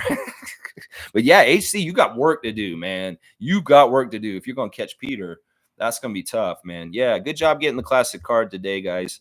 The Sheriff is in town. Sheriff Seymour Pape getting the Cosmic Classic card of the day. Good job, Seymour Pape. Sheriff Seymour. All right, let me see. Where am I in the chat? I'm going to keep going. Oh, wow. You guys are filling it up. We'll make sure we get all the comments, but maybe give me a cutoff around 11, please. At least at 11. Cutoff at 11. MSJ saying Zydrunas Ilgauskas was a good center. This is true. He was a very good starting center. He was probably the best center that LeBron had in his LeBronto days. He was probably the best center, the big Lithuanian. Actually, he was a favorite of mine. I used to love Ilgauskas. He was a guy that I actually really liked. I'd get him on my fantasy team. And yeah, he was a good center. He's a very good center. He had a lot of different good things about him, for sure. Now, of course, he was a part of LeBronto, and he killed us. But he was a good center, and I used to like him. Apparently, I just watched playoffs in early 2000s. What are you talking about, Tom? You watched the playoffs in early 2000. You watched the Vince Carter playoffs and Alvin Williams. I watched them.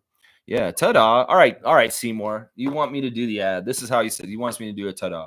All right, guys, listen. There's a lot of rain out there this morning.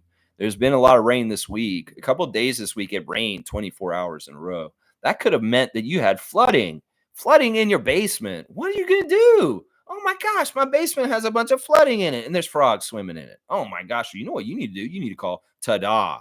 Tada Cleaning Services, 647-833-6844.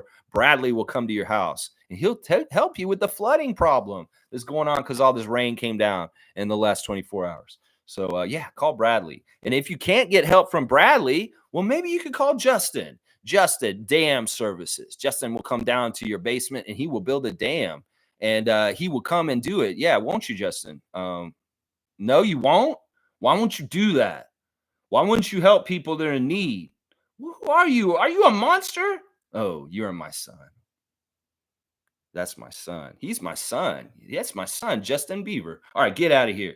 Go build a dam somewhere. All right, get out. All right, there he goes. All right, there you go. He doesn't want to help, but Tada will help you. That's right. Let's go. G saying Gary is now very involved with our community. Now something with Gillette. That's right. KFC buckets. Yeah, no, Gary's a real one. Does Gary party? I don't know. Maybe he's just a fashionista. Maybe he's not really a kind of a party guy. And it doesn't necessarily mean he parties, guys. All the tattoos, the hair, the looks. No, that doesn't mean he parties necessarily. Maybe he likes to be on the runway. Maybe he likes to show off the looks. That doesn't necessarily mean he's down there partying. In some ways, look, Gary Trent Jr. is on the record for saying he doesn't want any romantic things going on in his life because it's a distraction from what he's trying to accomplish in his professional career. The other thing is a lot of these guys do very much take care of their bodies very well. Look at Gary's body. Look at, like Chris said, he was fat, but that's bullshit. That man is in tip-top shape with his body. And he's eating right, first of all. I bet you he's very smart about what he eats. And these guys aren't trying to be getting drunk all the time, getting beer bellies like people, regular people that are out there drinking all the time. No, they need to stay in tip-top shape. Why would they get the sacrifice of putting that in their body? It's a molecular, just one molecule off of gasoline that we put in the car into their bodies. It's destructive. It's harmful. It's poisonous. That's the one thing. The effect is nice of the poison to your body that alcohol is. These guys are smart. They know that this shit is going to hurt them and it's not going to help them. So even if they go to the club, maybe they go to a peer and just say, "Hey, yeah, here, look at me, look at my look." That's probably more likely. Seriously, that's probably more likely right there. Fiercey's got Scotty on blast with his draft day red cap, and Seymour saying, "Who had the worst shooting from free throw line in Raptors history?" Whoa, why are you doing this to me? All right, you're gonna put me on the spot and try and guessing this. Do you know the answer? First of all, anybody who's going to ask me trivia questions, you better know the answer, seriously, and you better have it ready.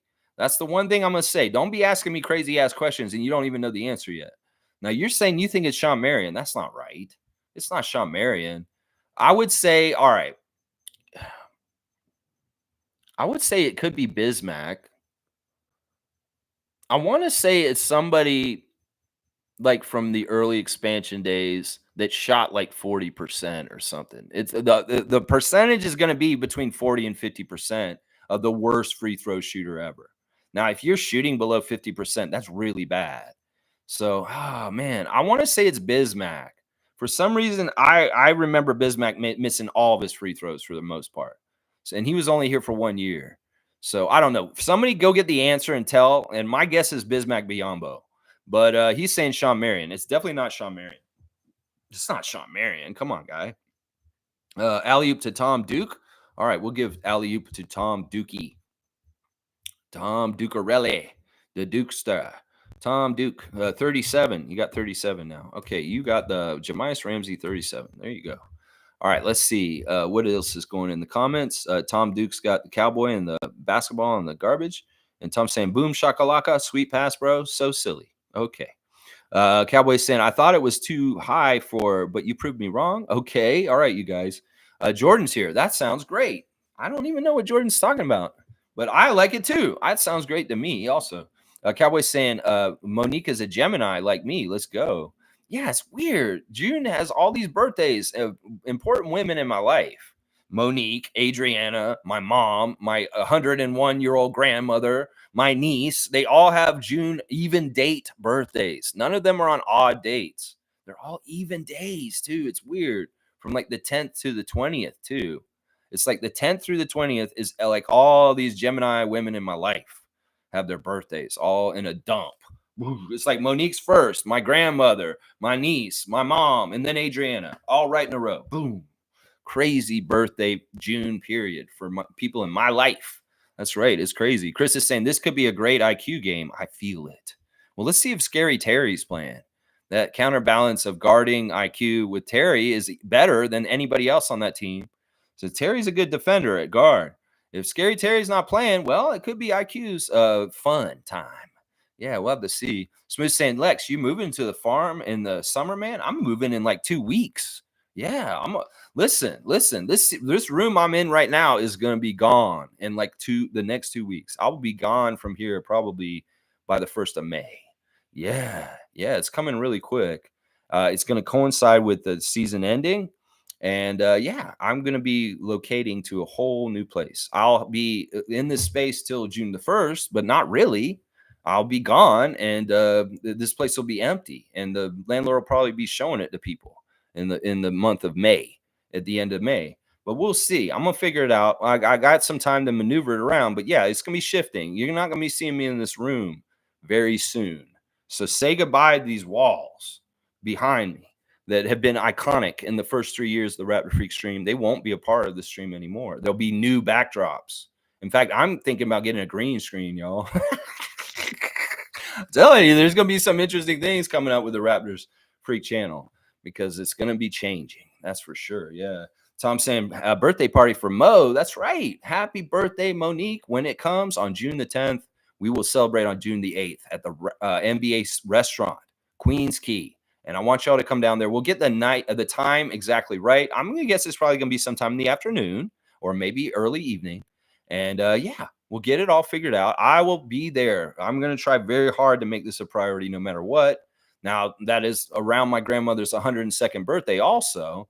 So I'm going to hopefully maybe go see her on the birthday, because they have the same birthday. Monique, you have the same birthday as my grandmother. She's turning 102 on June the 1st.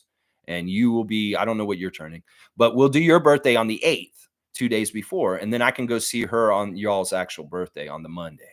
Yeah, I think that's how I figured out how it's going to go. Let's see. Chris is saying, I will be in Korea for the birthday, waiting on a RCMP fingerprint check. Website says it takes 2 weeks, but I hear it's more like 8. Anyone have a clue on the time? Okay, Chris. So Chris thinks he might already be in Korea by then.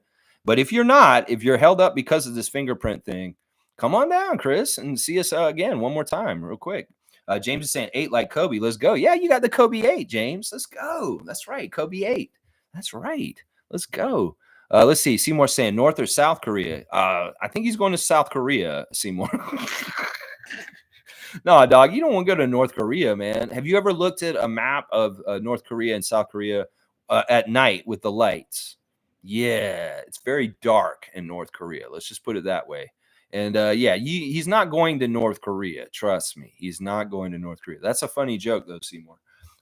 Fiercely saying, Arg, it's my niece's twins' communion on that weekend. Reception on the 8th and actual ceremony on the 9th. I really wanted to meet Monique, but I know I will make it one day. It is what it is.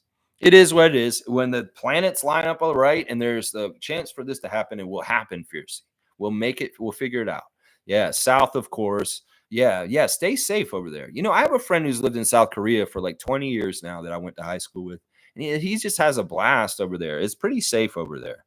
And you know, this guy has so much fun, man, over there. He met a woman there and married her, and he plays in a band. He's a drummer, and he's having a blast over there. He teaches English over there, and he's been there for like 20 years. He's never looked back, and he's just really, really enjoyed it. As an American guy from Florida, being over there from Tallahassee, he loves it over there. It's just been the right fit for him in all kinds of ways. Let's see. Carlos saying, MSJ, good luck in Asia. Once upon a time, I almost moved to South Korea too for a girl. Ha ha, ha ha. Yeah, but he didn't. And that story did not happen that way. That's right. Kareem saying, Temple plus 905 coach, instant success. That would be very intriguing. I don't know. Garrett might be interested in that challenge. I mean, he did sound like he's very interested in the coaching option. And what if we did turn around and say, you know what, Garrett? You get to coach the 905. I don't know if we want him in that position, though. He has no coaching experience whatsoever. And in some ways, it's better off if he does this first, Kareem. If he comes and he sits on the bench with the regular Raptors for a season or two, and then he goes to 905 after that. Like, if he wants a job as an assistant coach under Darko next season, he should come and sit with the main squad and really be with the main squad for a bit, and then go down there and do that. I don't know. It may be too soon, too quick, too fast. I think he could be very good at 905. I think you're right. But I think that he still needs to see more of the coaching side of things in the coach's mode from assistant coach spot on the bench next to Darko before he goes down there. I think it's already set that Evo is going to be the 905 coach next year. I know I keep saying that, and I'm just presupposing, but I think that the stars just are aligning, and this just makes the most sense. I mean, you've got to understand, Evo, and this was in the article with Grady, Grange wrote, because Evo's been the coach for Grady all year. And they talked a lot about how Coach Evo Simovich works with Grady very specifically. They have a shorthand, and they have all kinds of ways they're doing things. They're really specifically working on certain actions with Grady that is really showing right now. A lot of those pick and pops, a lot of the curls off of inbounds, everything they're doing right now is very specified training that Coach Evo is doing with Grady.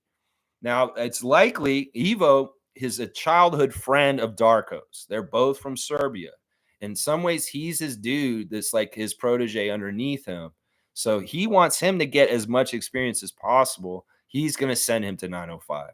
And in some ways, that's smart because Evo has been with Darko since he was a kid.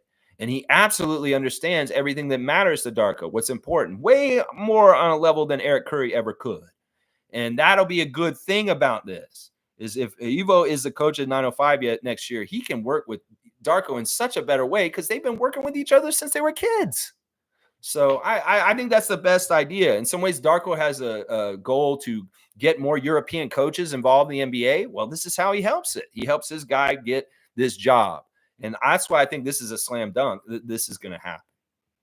That next year, Evo will be the coach at 905. That I may be wrong. We'll see how it all goes down. But I'm going to guess that. I really feel like that's strongly possibility. Really, really strongly feel like it is. Yeah. Yeah. Let's see. Smooth saying South Korea is really nice. Really good baseball there. Yeah. There's a lot of cool things about South Korea. Honestly, there really is. Seymour saying June 8th. No promises, but I'll try a thing. All right, Seymour. Come on down there for Mo's birthday and come on and meet old Lex down there too. That'd be awesome. Seymour, I know that you're out west. So if you want to come to Toronto sometime this summer, well, if you can line it up around that time, you can come and be at a Raptor Freak meet and greet at a hangout for Monique's birthday. It'll be awesome. Fiercely saying Temple is a jack of all trades. Yeah, he could do broadcasting. He could be a coach. He could be in the Players Association as an executive looking out and like certain function. He could also go and be on the broadcast. Seriously, he could be doing broadcasting after this, like easily. The other thing about him is his wife is a nuclear scientist. In some ways, she's on sabbatical taking care of their children because they're very young. She has a toddler and a 3-year-old, very, very young children for the Temple family. And so she hasn't been really doing her job. She's Miss USA and a nuclear scientist. In fact, the story about how Garrett met her is like kind of like, I don't want to date no pageant queens. And then his aunt told him, but she's a nuclear scientist. He's like, what? He's like, okay, well, let's talk to her then. And then the aunt said, well, you need to get in touch with her publicist. And your publicist with her publicist. And Garrett's like, I don't have no publicist. I don't want to be hooking up with anybody who's got a publicist, is kind of how it went down. But then they eventually did link, and they did actually hit it off amazingly well. And it was all over, and they were together from then on. Yeah. She sounds like a very interesting woman. And it's cool that they went and made those candles with the Olympics. That's such a weird story, too. And Garrett's kind of talking about it. It's like Kelly's wife has a friend in Yorkville that has a candle making company. And they went in with as couples, like a couple Thursdays ago. And they make these candles and they pick their scents and their colors. And there's other 2 couples with them. And apparently Garrett's saying that they weren't basketball fans because they weren't acting like they were special people at all. I don't think they even recognized Kelly and Garrett. They were kind of just like people that went there and they were there. What a waste to do a candle making experience with 2 Raptors and their wives. And you're not even Raptor fans. You're just like non-sports fans that are just in there hanging out with them. Yeah, it's pretty funny. So they made the candles and they brought them home. And Garrett was being nice. He's such a politician, such a diplomat. He basically said in the most kindest ways that the candles smelled like shit. He didn't say it as bluntly as me, but he pretty much just said what I just said. And it is what it is. But yeah, it's fun that they went and did that. And there's a dichotomy on the Raptors of social activities. You've got the old family married guys going to make candles with their wives, and the youngsters are going wild on South Beach. I don't know. I don't know if that's exactly true. We'll see. Some of them probably are living that NBA lifestyle of really crazy shit. But I want to believe our kids are good, the guys that are on our team. I don't think Grady's doing this shit. Like, think about this. Grady comes from a family of faith. And that was very evident in the article by Grange that, the family and the faith thing with Grady is going to get in the way between vice and sin and crazy, stupid shit. It's not like Grady probably drinks alcohol. You think Grady drinks any alcohol? Maybe, but maybe not. I don't know. It's hard to say. Some ways it's none of my business. Like I said, if I was a professional athlete, I wouldn't be drinking no alcohol because that's my money. That's my business. That's my body. And I don't need to be putting poison in my body that's going to hurt my body. If that's the thing that I'm going to make money with is my body. That's just how I think about it. Very interesting. Seymour saying it might pop up like a pimple. Okay. Well, why don't you pop up like a toast instead of that, or a Pop-Tart? You don't have to pop up like a pimple. Oh, that's not wanted. We want a Pop-Tart. We want toast. So pop up like a toast. Chris is saying, I think Dick is going to be sloshed come Sunday. See, that's not. Why do you think that? Why do you think that, Chris? Seriously, what makes you think that in any kind of way? I don't think that's true. Grady's so focused. He could, in some ways, the Grange article really showed how he doubles down and goes even crazier when he has adversity. You can't be drinking and partying and doing stuff to get the development curve that Grady Dick got this year. You can't do that. No. This guy's focused, laser focused. And you think he's going to be sloshed come Sunday, red-eyed and such, barely to run? You know what? Strike on you, Chris. Fuck you for saying stupid shit like that. Seriously, I hate that kind of stuff. You think it's funny? That's not funny, bro. That's not funny. That's old Lex and his horrible drinking days. And nobody needs to have that. Seriously, I'm very anti-alcohol. Seriously. And y'all making jokes about alcohol is not funny. Grady, listen, this is the thing. Garrett Temple said that Grady has had the most improvement ever in a season as a rookie that he's ever seen in his entire NBA career. There's no way he can do that if he's really in the bottle in any kind of way. That motherfucker ain't drinking. Come on now. Seriously. And people were worried about his mom being involved in his life too much. Well, maybe mom is involved in this part of his life. And yeah, it's like serious. They're very serious about this. And they ain't trying to fall into any pitfalls. They're a strong family. It's not like Grady needs to drink because he's upset or sad. Most of the time, that's why people drink, is because they're depressed or they want to escape. Grady has nothing to escape from. He's going right down the road of his life in a way that's very happy. Smooth saying, MSJ, you're moving there. You're moving there. Yeah, he's moving to Korea. He's going to be gone. Congrats. Yep. Good morning, Raptor Free Crew. Countdown season. All right, cool cat. Good to see you. Carlos saying, so you're awaiting clearance from the RCMP, MSJ? Yes, he has to have clearance to leave the country or to get there or something. Cool Cat saying the East is so competitive. I love it. Makes it exciting down the last game. I want the Sixers ahead of the Heat. Kyle Lowry revenge. Fuck that. No, if we lose this weekend, I want Miami Heat above the Sixers. Fuck Nick Nurse. Fuck them. In some ways, I'm rooting for the Heat over the Sixers. I'm serious. I am serious. If the Miami Heat put out the Sixers in their play-on game and they have to go play the other team and the other one, and then you get the Sixers get the Celtics in the first round. Oh, I'm loving that, Cool Cat. I am loving that. And of course, I'll root for either team. I don't care. I equally hate the Sixers and the Celtics right now. So, yeah, this is what I would like. Heat, beat the Sixers in your playing game. Make them beat the other team that's going to be in the lower parts. So they get the Celtics in the first round. And then we got a Sixers versus Celtics in the first round. Ooh, I can't lose with that one. Somebody's getting a first round exit. And it's a beautiful thing. It's a beautiful thing. So, yeah, no, I'm hating on this. Fuck the Sixers. Fuck Nick Nurse. And fuck Kyle Lowry as proxy, too. Even though I love you, Kyle. I'll say that just because of the company you keep right now. Big dummy Embiid. That's right. Cowboys saying, MSJ, since you don't get a record, you can buy a couple of treasure aisles at Vaughn and Eglinton. Okay, I don't even understand that. What do you mean? You can buy it. It's a toy store, isn't it? Treasure Island. Let's see. Carlos saying it's going to be a shame if the Heat never win a title with this core. Why? That's not a shame. The Heat have gotten so many championships in their young career. No, nothing. He don't lack anything. Who cares? Fuck them. They don't deserve a championship right now. I don't care. That's not a shame. There's so many good teams throughout the history of the NBA that never won no championship. There's no shame in that. The Heat have like 3 championships in their history, right? I don't feel sorry for them. They've got 3 championships, and they're only like a 35-year team. They've been in the league for like 35 years, and they have 3 championships. Nah, I don't feel bad for them. They don't deserve another championship. Fuck that shit. Yeah, they got in the finals a couple times and they woofed it. Yeah, that's just how it is. They should have won in the bubble against the Lakers. Honestly, that's who they played, right? Them there. Yeah. Seymour saying, which team will move to the East once Seattle and Vegas enter the league? That's an interesting question. I mean, the obvious choice is just flip Minnesota or Memphis. That geographically, those are the two teams that make the most sense. Either Memphis or Minnesota.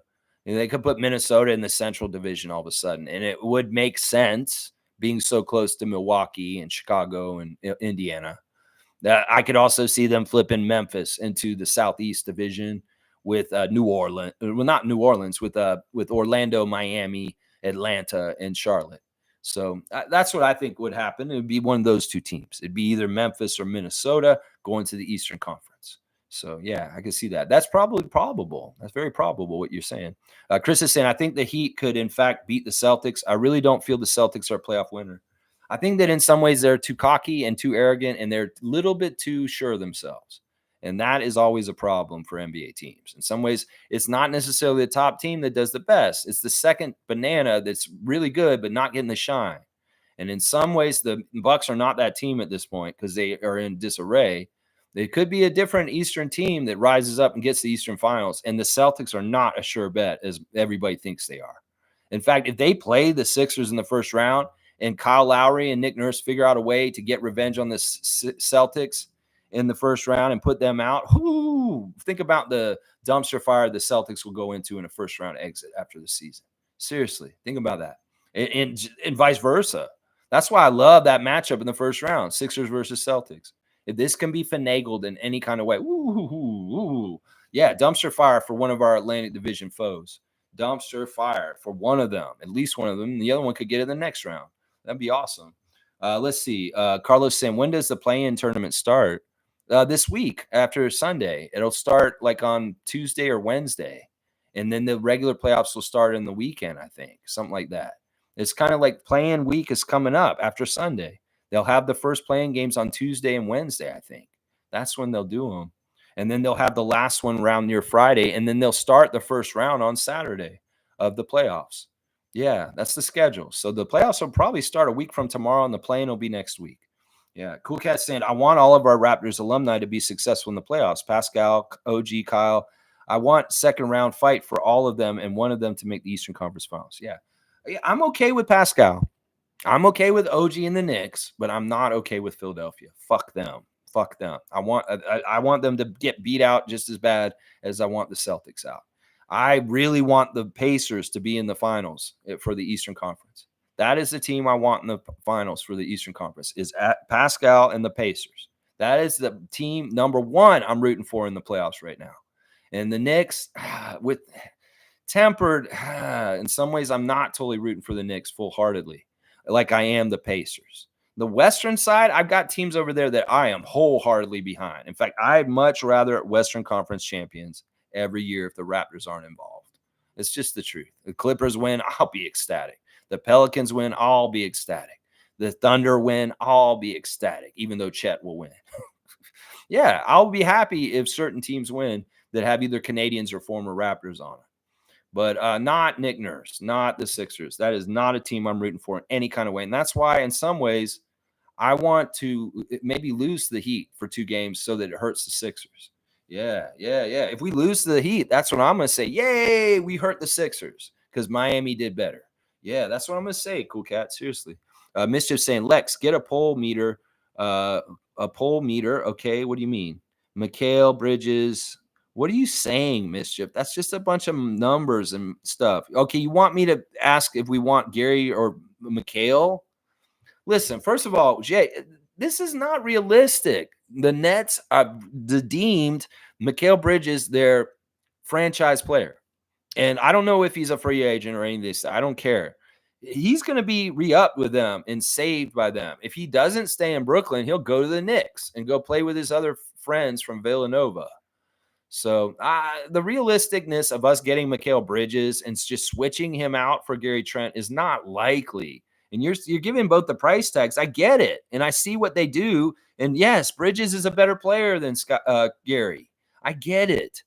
But it's not like we can just make this switch like a light bulb, take this light bulb out, put this light bulb in. No, the Brooklyn Nets have a say on retaining their player somewhat in certain ways, unless he's a completely free agent. But in some ways, I don't want to throw a bunch of money at Mikal Bridges, because in some ways, that spot for Gary, I don't want to throw money at. The same thing with Bruce. I want it up, get quickly on the books, first of all. I want to redo Scotty's extension so we get him longer. These are priorities that are bigger than getting another big guy, honestly.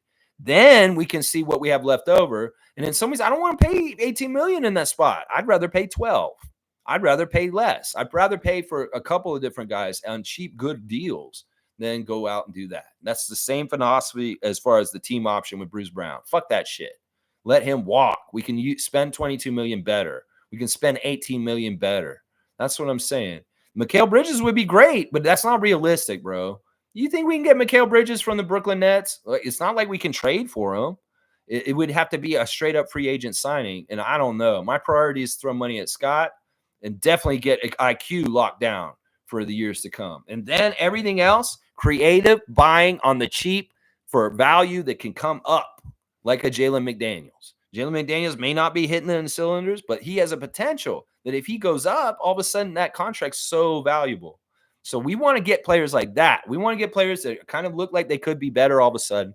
Darko develops them and they get better and fill out the roster on the cheap and pay the guys that are important and maybe get a big free agent signing like Mikal Bridges, but I don't see it. I don't see it. It's not like we can just switch this out easily. We don't live on the moon. We don't know all the rules about living on the moon.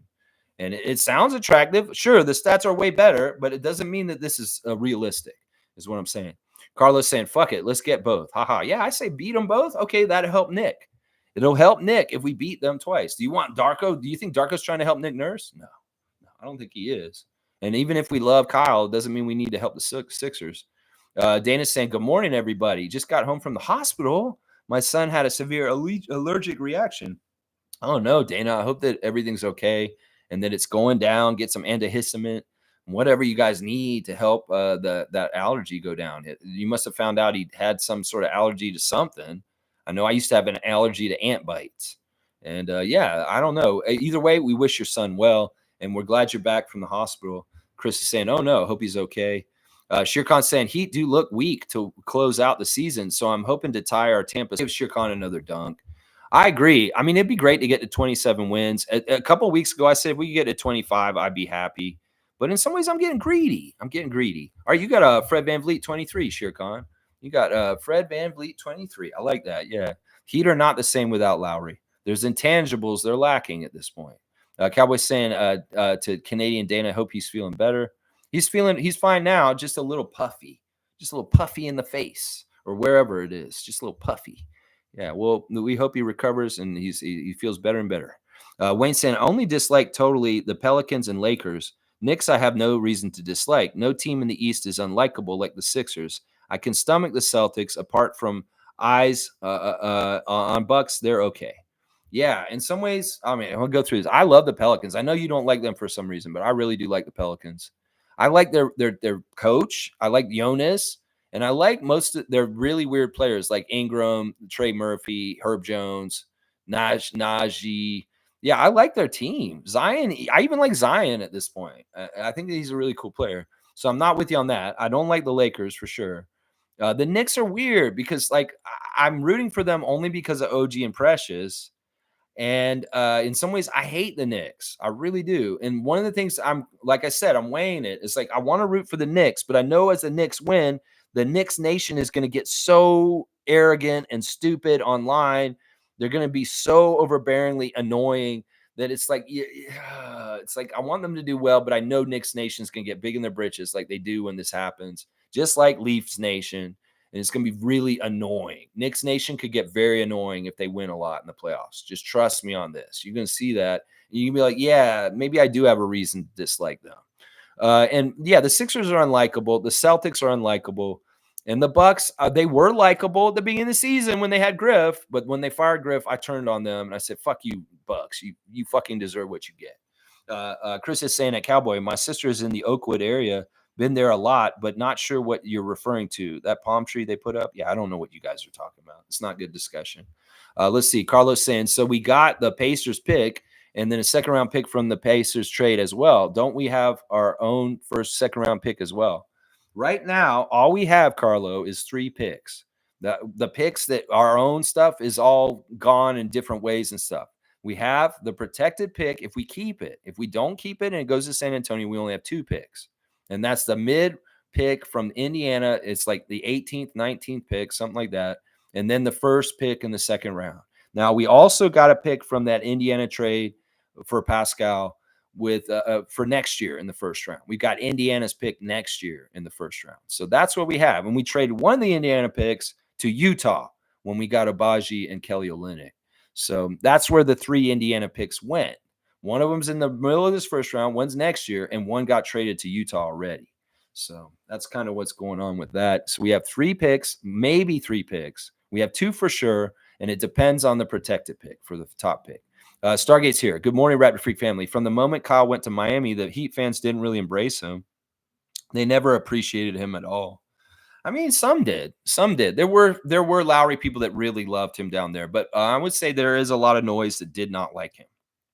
A very vocal, trolly, arrogant piece of crap Heat Nation, the way they are normally. Yeah, they turned on him and they were nasty. Yeah, but that's, Kyle doesn't care. Kyle's laughing. He doesn't hear any of that. He kicked some butt. He got a lot of money from them. He doesn't care. He played golf. He had a good time. He was fine. Cowboys saying Treasure Isle is a record store. They get LPs and 45 straight from Jamaica. See, I thought it was a toy store. There was one on Danforth, Treasure Island, and I think I went there and bought Pop Funkos once. Yeah, okay, so it's a record store. Cool. Wayne saying telling a player to get in shape is not disrespectful. Yeah, I don't think so either.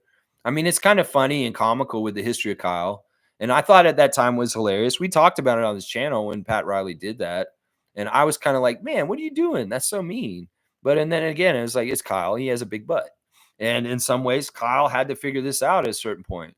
That story's been retold by Garrett Temple in the last 6 months. He talked about when he was around. He's known Kyle for a long time. And they're best friends. Honestly, they are very close friends. Garrett Temple and Kyle Lowry are very tight. They're like more best friends than most players know. You realize they play golf all the time together. They're going to be playing golf in Toronto together this summer already. Garrett said that on the Raptor show yesterday. Now, the thing is, Kyle, he talked to Garrett after the first time he got bounced in the playoffs with the Raptors against the Wizards. And he said to Garrett, he's like, and Alvin too, I can't be like this anymore. Alvin Williams is his mentor from Philadelphia, growing up around there, and knowing Alvin from growing up around there. And he said, I can't be like this anymore. I got to get in shape. And he took a dedication that summer to get in shape for the next year. And that's what changed Lowry into becoming the great Lowry he was. He shed that baby fat. And he actually worked out during the summer, and his whole career changed after that. So in some ways, Pat Riley saying that to him is kind of funny because of the path of his career and when he decided to get in shape before.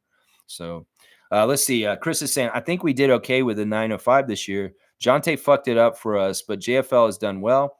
It helped Grady. And, the record store, never been in there. I used to go to Randy's, though. I thought 905 was way more successful this year, even though their record wasn't that good. I mean, I can see the bright spots. Grady's stuff down there wasn't good, but it was good for his journey. He did not play well down there. It helped in some ways, but in some ways it didn't. It didn't. In some ways, it could have hurt him very bad, but because he doesn't care, he's only thinking forward. He's not getting hung up on anything. He's really impenetrable. You can't get him down. Like trolls and online stuff, he doesn't care. He's not gonna hear it. And if people are talking trash about him, he only cares about what he can do and what he's going to do for it. He has the best mental attitude about things. And in some ways, his confidence is not going to waver. That's part of the secret to why his season went this way, is because at the point where his mental doubts would have taken over like normal people, they would look at stuff. No, he had a support system and he had an unwavering belief in himself. And that's what got him through this. So I'm excited about that. In some ways, 905 didn't help Grady, but it did. In some ways, it didn't. And Jonte did fuck a lot of things up. What an idiot. Oh, my gosh. Mischief saying, I don't mind if the Raptors pick either both Kella Ware or Zach Edey. I'm okay with that. I like both of them. And if they get both of them, well, that's really good size add to our team. Both very young. I think Ware will be able to help us right away, and Edie will be a project. Cool Cat will say Lowry saved Heat's butt many times during his tenure. So I want to see the Heat flame out. Lowry's floor manager skills is what they're missing. Nurse, Maxey, and Bede benefit greatly now. Yeah, and whatever. I hate the Sixers so much. And anything you say possibly positive about him, I'm not going with it. But yeah, it's true. Lowry was a huge factor in helping the Heat win in recent years, for sure. Cowboys saying, yeah, too bad Randy ain't there anymore, but good luck to you and your new job. Okay, yeah, you guys are doing too much Jill stuff right now, guys. Come on now. Fiercely saying, a fun fact, I watched former Raptors Juancho's story and saw he owns a burger restaurant in Spain. Juancho Hernan Gomez owns a burger restaurant in Spain. That's cool. That's a little weird, just out of the blue. Logical's here. Good to see Logical. The Clippers guys are probably more subject to good strip clubs, Harden, Kawhi, and Paul George. Yeah, I know this is true. I know that Harden frequents the strip clubs because it's documented. It's very much documented that Harden has that lifestyle. In some ways, he's not the professional you want to be like. In some ways, you could say he could have taken his career way more seriously. He would have gotten more further with success. He hasn't won jack shit. Maybe if he had been more focused, maybe if he hadn't spent so many late nights with Wings in Atlanta at the strip club, maybe he didn't make decisions about where he wanted to play on whether they have good strip clubs. I mean, seriously, James Harden in some ways wasted his career is what I'm going to say right now. Kawhi, I don't know. Kawhi may be out in that lifestyle. I don't know. Kawhi's such a private person. It's like, how often do you ever hear that Kawhi was out in public? That dude is like really kind of like Bigfoot. He doesn't come out or you don't see him. Paul George, I don't know. But yeah, that's an interesting comment, Mike. Chris is saying nothing wrong about the players going to a club in Miami. I would be concerned if they didn't. I wouldn't be. Why would you be concerned if they didn't? Seriously. Chris, you and I, we don't totally see things the same way. Doesn't mean they have to be down a 40 and sleep with the harem. Darko being a Serb drinks, my guy. Bad at 10. Bet at 10? Yeah, bet at 10. The call in for Sunday morning is like 10 a.m., 11 a.m. I know because I used to have to work games like that. The game starts at 1 p.m. You have to be at the arena 3 hours before. I'm just saying, Chris. I mean, you can think this is funny and jokey, but in some ways, I'm going to put you in the same category as Will Lou because honestly, this is one of the biggest demons in my life. And y'all being Mug Brothers is fine. But when we start talking about the Raptors and their alcohol consumption and being frivolous and acting like, oh, it's not a big deal, it's a personal thing to me. And in some ways, I can't look at alcohol the way you look at it, Chris. And in some ways, that there's a big divide in this look, the way I look at it and the way you look at it. You're saying you'd be concerned if they didn't? Nah, fuck that shit. They could stay. You know what? Look, they could do this. What if they all went to Scotty's mom's house and hung out and had dinner and had a cookout on Saturday instead? They don't need to be going down to no clubs. Seriously. And the other thing is these guys don't need no like problems with women. They're distraction. And they know that. So they handle this shit very discreetly and they don't have any kind of problems. And nobody needs to know anything. There ain't no Zion Williamson shit kind of going on. So that's what I'm saying. In some ways, look, let's not like romanticize club culture or partying. Seriously. In some ways, these NBA guys may look like they're doing this, and probably some of them are. But that we don't have to say that they are for sure.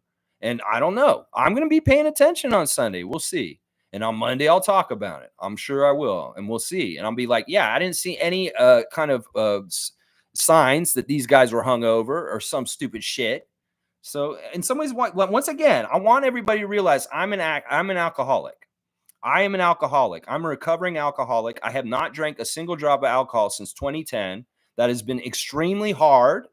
And it has been hard when I've been around y'all even because y'all are all crazy with y'all's alcohol. That's y'all's life. But I am very anti-alcohol. I am very, very anti-alcohol. I've seen it destroy so many lives, including my own. And I'm sorry, I can't make jokes about this. And you saying that you'd be concerned if they didn't go out? Well, why can't they be like me, Chris? Why can't they be like me and stay home and have no problem with it? I mean, I think a smart young man, if Grady doesn't go out at all, he's smart and he's going to have a leg up and an advantage against NBA competition because he doesn't even allow those distractions, those poisons, those toxins to get in his body. I'd be smart if I was an NBA player. If that's going to make the difference between me competing better than that other guy because he went out and did that shit, I would get every advantage I could get. Seriously. Seriously. There you go. Yes, Mischief. Yes, Cowboy. Chris is saying, Cowboy, the endless subway construction really killed that area on Eglinton, Rogers Road, and Oak. I don't care about any of this. I don't give a shit. All right, let's keep going. Fiercely saying, Sammy and his hocus pocus shit. Sammy? Who's Sammy? Or whatever his name is. Sammy? Who the fuck is Sammy? Let's see. Stargate saying, having Garrett Temple on the Raptors has little to do with his on-court performance. Having someone who is high up in the players' union on this team is necessary. Yeah, he's the team rep for us in the players' union also. In some ways, I was wondering about this. Like, if Garrett comes up here and he gets the feeling of what it's like to be on the Raptors, the only Canadian team in the league, maybe he can see things where the players are hopefully getting their fair share, like all the other players in the whole league. If there's any blind spots or weird stuff that isn't exactly right, well, he can come and fix it, hopefully. So it's really good for him to have the perspective of being a Toronto Raptor in an American NBA. And who knows, maybe he has some power in the players' union to fudge some things a little bit, to help things, to make it like more fair because we're the Canadian team. I don't know. He could be looking at all kinds of different weird things from the perspective of being a Raptor this season, in the context of being in the NBA for a long time on other teams also. I love having Garrett on this team.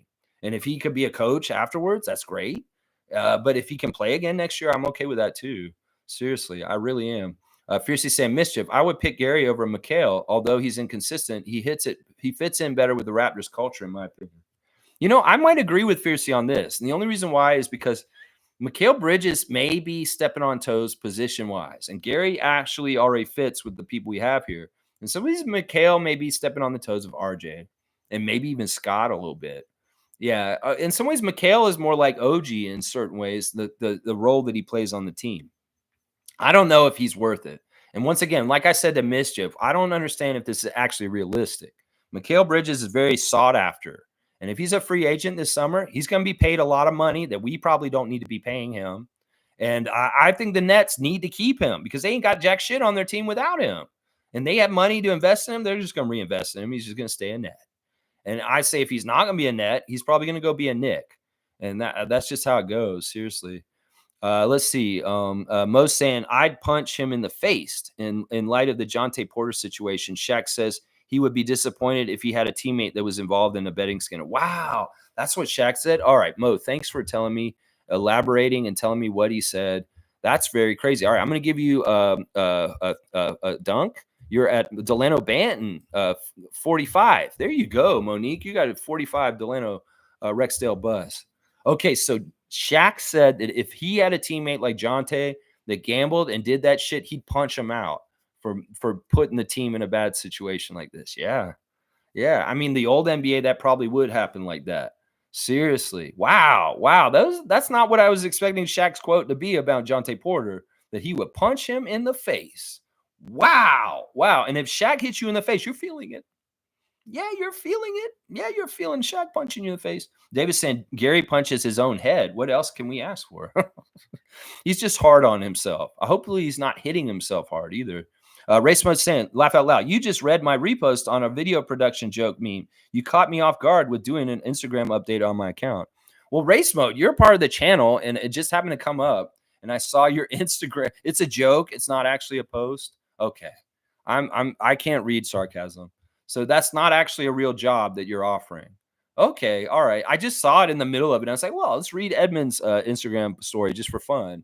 And I thought I was helping you by helping you find your job search. But no, you're writing a joke.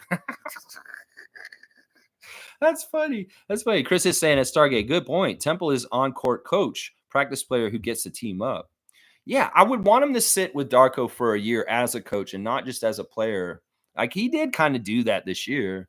But I wouldn't want to give it to him yet. Like maybe he comes in, he's an assistant coach with the Raptors this year. And then next year, or no, Evo does 2 years of 905. And then the next cycle, Garrett does the 905 for 2 years after that. I don't know. In some ways, in that article, Kareen says that, you know, he did the LSAT a couple years ago. If he wants to go the lawyer route, he's going to have to go to law school in the next 2 years. Like if he wants to use his LSAT results that he got to get into law school, he needs to go to law school in the next 2 years, or he has to take the LSAT all over again to try and get into law school. So if he's going to go that route and he's going to try and be a lawyer, he's going to have to end his NBA career very soon and get enrolled in law school in the next 2 years, is what they were saying. Yeah. Yeah, let's see. Stargate saying particularly because of how we know how the league treats this team. Yeah, he's very helpful, and he's been so helpful with the refs and all kinds of ways. It really, really good thing on this team. Stargate saying, Chris, that's not even what I mean. Look deeper at the optics of having a union guy on the team. Yeah, he protects our guys. He gives them all kinds of information. He's talking to the refs. He's friends with everybody. They said in the interview that every game that he plays, he shakes hands with 20 people on the opposing side. That's how many people he knows. Like they say, 6 degrees of separation for Kevin Bacon. It's not even 6 degrees. There's probably like 1 or 2 degrees Garrett Temple to every single player in this league. Like there is some sort of connection at least 2 or 3 spots away from him if you're doing that kind of stuff. Exactly. Lowry back on vet minimum this offseason. Maybe. I don't know. Y'all are dreaming a lot today. Dreaming about Mikal Bridges, dreaming about Kyle Lowry. Well, I mean, we just go with what we got right now, and we'll see what Masai brings us in the summer, guys. Fiercely saying, unless Garrett joins the coaching staff, that could be nice and a good compromise for his family to stay here. He does like Toronto a lot. He said that his son's favorite place is the Ripley's Aquarium, and that they're a very young family, and Toronto's a great city to have very young children in. Seriously, in some ways, if you're rich and you can afford to be in Toronto with kids, yeah, this is a great place to raise your kids. Seriously. So they may decide this. Some of it has to do also with his wife's work. She may return back to work soon for the kids, and Garrett may be going back home to take care of the kids. And in some ways, he may not want a job where he's traveling like an NBA player would, or a coach. He may want something that's very like home base, because he may become more of a primary caregiver to the children because his wife is gone back full time at her nuclear scientist job. So they're trying to figure out the juggling of that. He has so many options. They have so many options. They can really pick the best ones for themselves. Now, Garrett said he would like to continue to play as long as he can. So his priority is to continue his NBA career. But in some ways, he doesn't know if that'll happen next year. There's nothing guaranteed. So let's see. That's true too, Stargate. But I don't know much of it to comment. Yeah, I don't even know what you're all talking about at this point. Cool Cat saying Scotty gets the best of both worlds. Games are in Miami. His family will be at the games, family food, and he has great weather with his team. Best of both worlds. Yeah, see, I hate this shit. I hate this shit, Cool Cat, because in some ways, this is fucking insidious NBA scheduling to try and, in some ways, I worry about them wanting to lure Scotty away. Obviously. Why wouldn't I worry about that? Chris Bosh, Vince Carter, that bullshit. That's what I'm saying. And making the schedule this way, like this, with this stuff with Miami at the end, in some ways, I hate this shit so much. I wish the Miami games had been spread out correctly throughout the whole season. And I hate this is so fishy as fuck in some ways. Miami's clearing people out. Are they trying to make designs to get Scott on their team? I mean, this is the shit I think about, Cool, when this stuff is happening, Cool Cat. You can think this is great for family and all this, and you're right. But I look at it in a different way, in an insidious way. Why is the NBA doing this shit with their schedule? That's what I look at. And in some ways, that's great. I love all what you're saying, but also at the same time, this is fucked up. And I know they're doing something sketchy with this shit in some ways. Let's see. Cool Cat saying we'll lose stuff he is talking about is not our Raptors players. Our players are more professional in how they handle their image and personal lives. I want to believe what Cool Cat's saying. I want to believe what she's saying. I don't know if she's exactly right, but I hope she is more right than other people in this chat that have been making jokes about them getting drunk all weekend and shit like that. So yeah, I think that in some ways, I hope that Cool Cat's right. I think that there's a lot of signs that it is true. I mean, I know that a few of them are not drinking alcohol at all. I know that a lot of them are not smoking any weed. Scotty doesn't smoke no weed and he don't drink no alcohol. I know that for a fact. His brother told me on Twitch. Lloyd told me in privacy. I asked him, I said something like, Scotty smoking weed or something like that? And Lloyd said, no, Scotty doesn't do anything. He doesn't drink. He doesn't smoke. He eats right too, even at this point. He didn't eat right when he was first on Twitch. Well, now he eats right. He's eating more healthy at this point. So, yeah, there's a lot to all that. And I'm with Cool Cat on this. Our players are more professional. And if they aren't, get the fuck out the door is what I'm saying. This is a way for us to figure out who we keep next year. Is a test in South Beach this weekend. Okay, let's test these guys and see who's more professional. Let's see who can do the right things this weekend with their time and make it so that they're well prepared for the things that matter. A game tonight against Miami and a game against Miami on Sunday afternoon. That's right. Raceman is saying, Lex, can I get a free Arizona green tea with ginseng and honey? You're talking about, because of my show. Yeah, on my show, I used to run a game show called Free Can Fridays. And I had trivia games at the convenience store. And if you walked into my convenience store, I would spring a trivia game on you as a customer. And if you got the answer right, you got a free can of whatever from the freezer. And that's why he's saying green tea and ginseng Arizona tea, because we did have that. And people did win that for their trivia questions. And the secret is I paid for all those drinks. They did not get them for free. I bought the drinks for them as production costs to do my awesome game show. And well, the game show is a lot of Raptors trivia. So if you want to see early Raptor Freak trivia in person in the convenience store, watch the community tab on my channel. Watch those clips. They're hilarious. And you'll see a younger Lex 5 years ago during our championship run. It's going to be fun. Chris is saying, Will Lou, I think he is just like this with everyone. Not a huge fan. Yeah, he's always been kind of a snarky guy. In some ways, he'll grow up and be more wiser. He may be able to look back on himself and be like, oh my gosh, when I was younger, I was such an asshole. And I didn't even realize that. I hope someday he gets a little bit of wisdom and maturity to look back. Some people say, well, Lex, you need that too. No, I know exactly what I'm fucking doing here. Yeah. Yeah. And I know I cuss a lot. I know I say crazy out of pocket shit. I know I make a fool of myself, but I am very much doing this on purpose. And as a 48-year-old man, yeah, I know who I am and I'm perfectly okay with it. And sure, I have faults too in certain ways. And if you want to come and critique me just like I'm critiquing Will Lou, go ahead. I'll actually listen to you and I won't take it to heart and I will try and improve. So that's all I'm trying to do, Will Lou. If you want to be a more professional Rogers Sportsnet personality, stop being so snarky. Think about your respecting your interview people and stop fucking like embarrassing them. Seriously, you have embarrassed consistently the person you're interviewing with some of the shit you say to them. You embarrass them. Seriously, you're embarrassing Marc Gasol. You're embarrassing FIBA MVP Dennis Schroeder with the way you act, bro. Seriously, stop doing that. Cool Cat saying, I'm actually happy WNBA Toronto team will be out of Ted Rogers' hands. I am very happy about this too.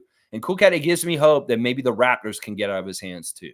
Seriously. Oh my God, that would be amazing. Save us, Larry Tannenbaum. Please save us. Please save us. Cool Cat saying Kyle will stay with Nick Nurse until his one-day retirement for the Raptors. Nick Nurse has the utmost respect for his NBA champion point guard IQ. Yeah, they love each other. They have a very close friendship. They have a great working relationship. There's a shorthand. There's a little look that they can give each other, and that says 1,000 words. And that's very helpful for sure. Yeah, no, that's a powerful combo. I'm not going to lie. But in some ways, I do not want it to succeed. I want them to stay special from 5 years ago in the journey that they went on 5 years ago. And they don't need a new one that's going to overshadow our new champion or our championship with us. No, Cool Cat, what do you want for them? Seriously, what do you want for them? Do you want them to win another championship right now? No, fuck that. Because it will water down ours. It'll take the attention away from ours. And we do not want Nick Nurse to win another championship. No, we don't, especially for a division rival Philadelphia 76ers. Think about what you're saying. It will tarnish the championship of ours, and everybody will ignore ours if the Sixers win one with Nick and Kyle. So really think this through, Cool Cat, about what you're rooting for. Some ways we want it to be special with us. Fuck that. Nick Nurse never needs to win another NBA championship his entire fucking life. The only one he gets is with his Raptors in his rookie year.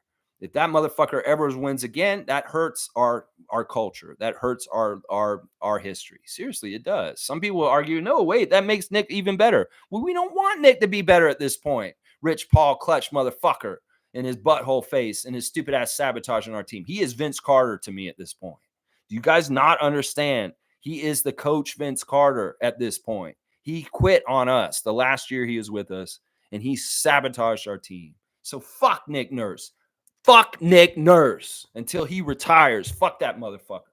And yeah, I may sound like an ungrateful Raptors fan for a champion coach. No, fuck that bitch. That butthole-faced bitch is what I'm saying. There you go.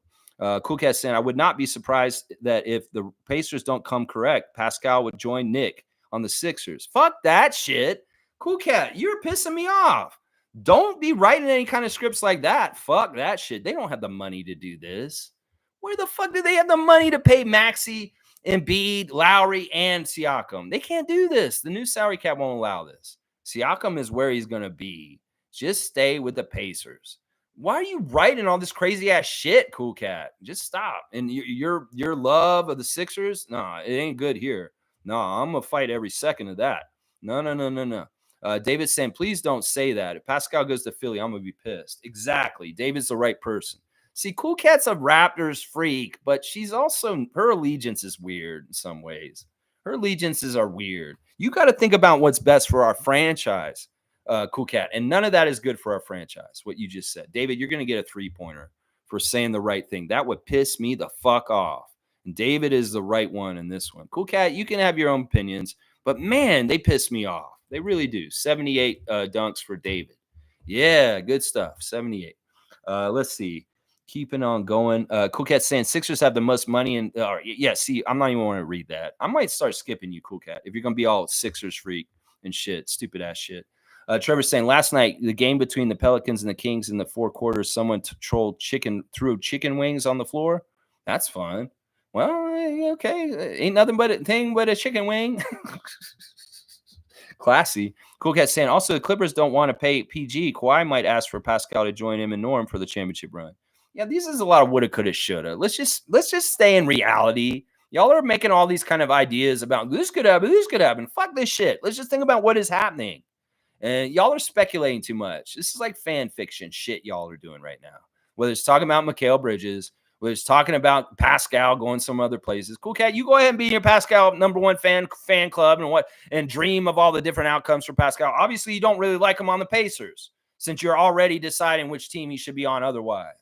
I like him on the Pacers. He should stay exactly where he is. And y'all, seriously, we don't do fan fiction here. We don't speculate. We don't do trade rumors. Why are y'all doing this? Seriously, it's a waste of my time. Seriously. I don't give a shit about what Pascal's options are this summer. He should be paid by Pacers and stay in Indiana. That's the right thing to do. David's saying January 9th, 1996, we as a team shot 0% from free throws against the Hornets. Yeah, but he asked who is the worst free throw shooter in the history of the Raptors. Which Raptor? That's an interesting factoid, though. Let's see. Cool Cat saying, I wouldn't mind seeing our Raptors alumni team up until Raptors complete their rebuild process. I think this draft and next draft will complete our rebuild. I don't mind that timeline you're saying. I don't want no super team of Raptors on other teams. I mean, Kawhi's with Norman. They were with Serge for a little bit, too. You know, it's fine where they are. They can be spread out all over the place. In some ways, that's what they wanted. They wanted to destroy our good core. Fred does what he does for Houston. OG does what he does for New York. Pascal does what he does for Indiana. Yeah. No, fuck this shit. Cool Cat, whatever, man. I'm going to say this. You want to enjoy this playoffs, go ahead and root for our former Raptors. But designing a Raptors super team on another team, fuck that shit. No, we don't want that. And we do not want that. I want to spread them all over and have a lot of rooting interests all over the league. And why don't you just watch the championship run 5 years ago on our community tab with me? That's gonna be my playoff experience. I'm gonna relive our championship run through what I was doing then. Tom Duke saying a 56.7% free throw rate in the last decade, Biombo. All right, but how much did he shoot the year he was on our team? He was on our team for 1 year. All right, I'll go look at this since I can. I know where to look. Let me go look at this real quick. If you guys can't tell me exactly who had the worst free throws percentage for the Raptors in their history, then why did you ask me that question? Seriously, if you can't tell me the answer, don't fucking ask me the question. Seriously, it's just that way. Okay, Bismack shot 63% when he was on our team, but he's historically a 55% free throw shooter. I don't know who it is. Cool Cat said, I would like the Raptors to have several first-round picks on the team. Those type of quality players would be great for Scotty. It depends. They have to be the right ones. Yeah. I mean, the whole thing where we won a championship without any lottery picks is impressive. In some ways, we don't need these high draft picks, a whole lot of them. We have a few now because RJ's one too. So, I mean, I don't know. In some ways, I don't even care if we keep our pick. If San Antonio takes our top pick and we don't have a high draft pick, in some ways, that's not the end of the world. I don't know. In some ways, I'm not totally about like you need to have a bunch of lottery picks to win. In some ways, I like the way that Masai and Bobby have found darlings later, like Siakam and Anunoby, and they blossomed into something amazing. In some ways, that's way more impressive than saying, I'm going to pick a top 10 guy and get a bunch of top 10 guys and build a team that way. When you build a team a backwards way, like we did to get our championship, that's way more impressive. In some ways, that's the way the Raptors kind of have to do it because we don't have all the benefits in the world up here. Carlos saying, looks like Will Lou is quitting the Raptors show. What Carlo, is that true? Seriously? It's on his Twitter. He's going to do an independent pod. Going corporate was ruining him. So again, Lex is on the dot with his assessment. Will Lou, is this true? Seriously? I don't want you to be joking with me. Seriously. Like, let me look. Maybe he got in trouble for the way he was acting. Maybe he got in trouble for the way he was acting, and they kind of said, "You're not acting professional." Man, don't be like bringing me some bullshit. No, he is. It's right here. It says, I've decided to leave the Raptors show after 3 seasons. I'm so grateful for this opportunity from Sportsnet, and a sincere thank you to everyone who supported our project. I will still be covering the Raptors moving forward, but more details to come. All the best. Wow. This is a big deal. In some ways, I don't like this totally. You may think that I like this, but I don't, because in some ways he is an independent journalist that was in a high place, and I really liked it. This is crazy. I owe thanks to so many people who made this project possible. Thanks to Dan Tolman for bringing this program to the station and for always believing in me. Thanks to my producers who subbed in. Thanks to the Raptors PR team for accommodating access. Thanks to all the guests. Lastly, thanks to my co-hosts Blake Murphy and Alex Wong for bringing your energy. Most of all, I'm so thankful for every listener. The most rewarding part of doing this job is being embraced by the Raptors community. Thank you for allowing me to be so authentic. So we could experience the ups and downs of the team together. That's what I do too, my guy, and I feel you. I'll be launching a new podcast project focused on the Raptors. The mission is still the same, to create the #1 Raptors program, and I feel that the best way forward is to go independent. This was always a show made for Raptors fans by a Raptor fan. That part will never change. I will share details when everything's finalized, but here's one pretty important note. Alex will return as the producer and co-host. Thanks for everything. See you in the summer. Wow, this is huge news. And in some ways, you know what? I think he has integrity to do this. Now, if you're trying to take my spot as the #1 independent Raptors podcast for fans, as a fan, well, you're going to have to act more like a fan, William Lou. If Rodgers was making you act all snarky and stuff, you better be nicer in your independent coverage of the team like I try to be. So, yeah, this is interesting. He's coming to my realm of world. All right, Will Lou. In some ways, I give you more respect. I am sad about this because, honestly, I felt like as much as I criticized you and came down on you, especially recently, I'm actually really sad about this because, honestly, you're a good person to be in that spot. And damn. In some ways, this doesn't make me totally happy. But in some ways, this is an interesting development. It's very, very interesting development. This is crazy. Wow, man. I don't know, man. Maybe I am really seeing through everything. The veil of hiding all the truth is not there anymore. I can see through it all. And I know about the refs. I know about the politicians. And I know about the broadcasters, apparently. This is weird, man. Carlo, wow. I was not expecting this curveball in the middle of my show today. The stepping down of Will Lou from the Raptors show. You know, in some ways, Will, I got to respect you on this. Listen, man, if you're independent, come collaborate with me, my guy.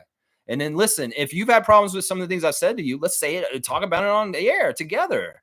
I could be a very lively co-host. Trust me. Even if you have me as a guest once, it could be very fun. And in some ways, listen, I want to meet in the minds and try and do this right. I won't go into your corporate world, obviously, but if you're coming out of the corporate world and you're going to be independent again, well, if you do want to collaborate in any kind of way, I am listening. But if you don't even know I exist, that's fine too. Because I do my thing on my own no matter what, and it's going to keep happening regardless of whatever else happens there. There you go. David's saying denim jeans are illegal in North Korea. How fucked up is that?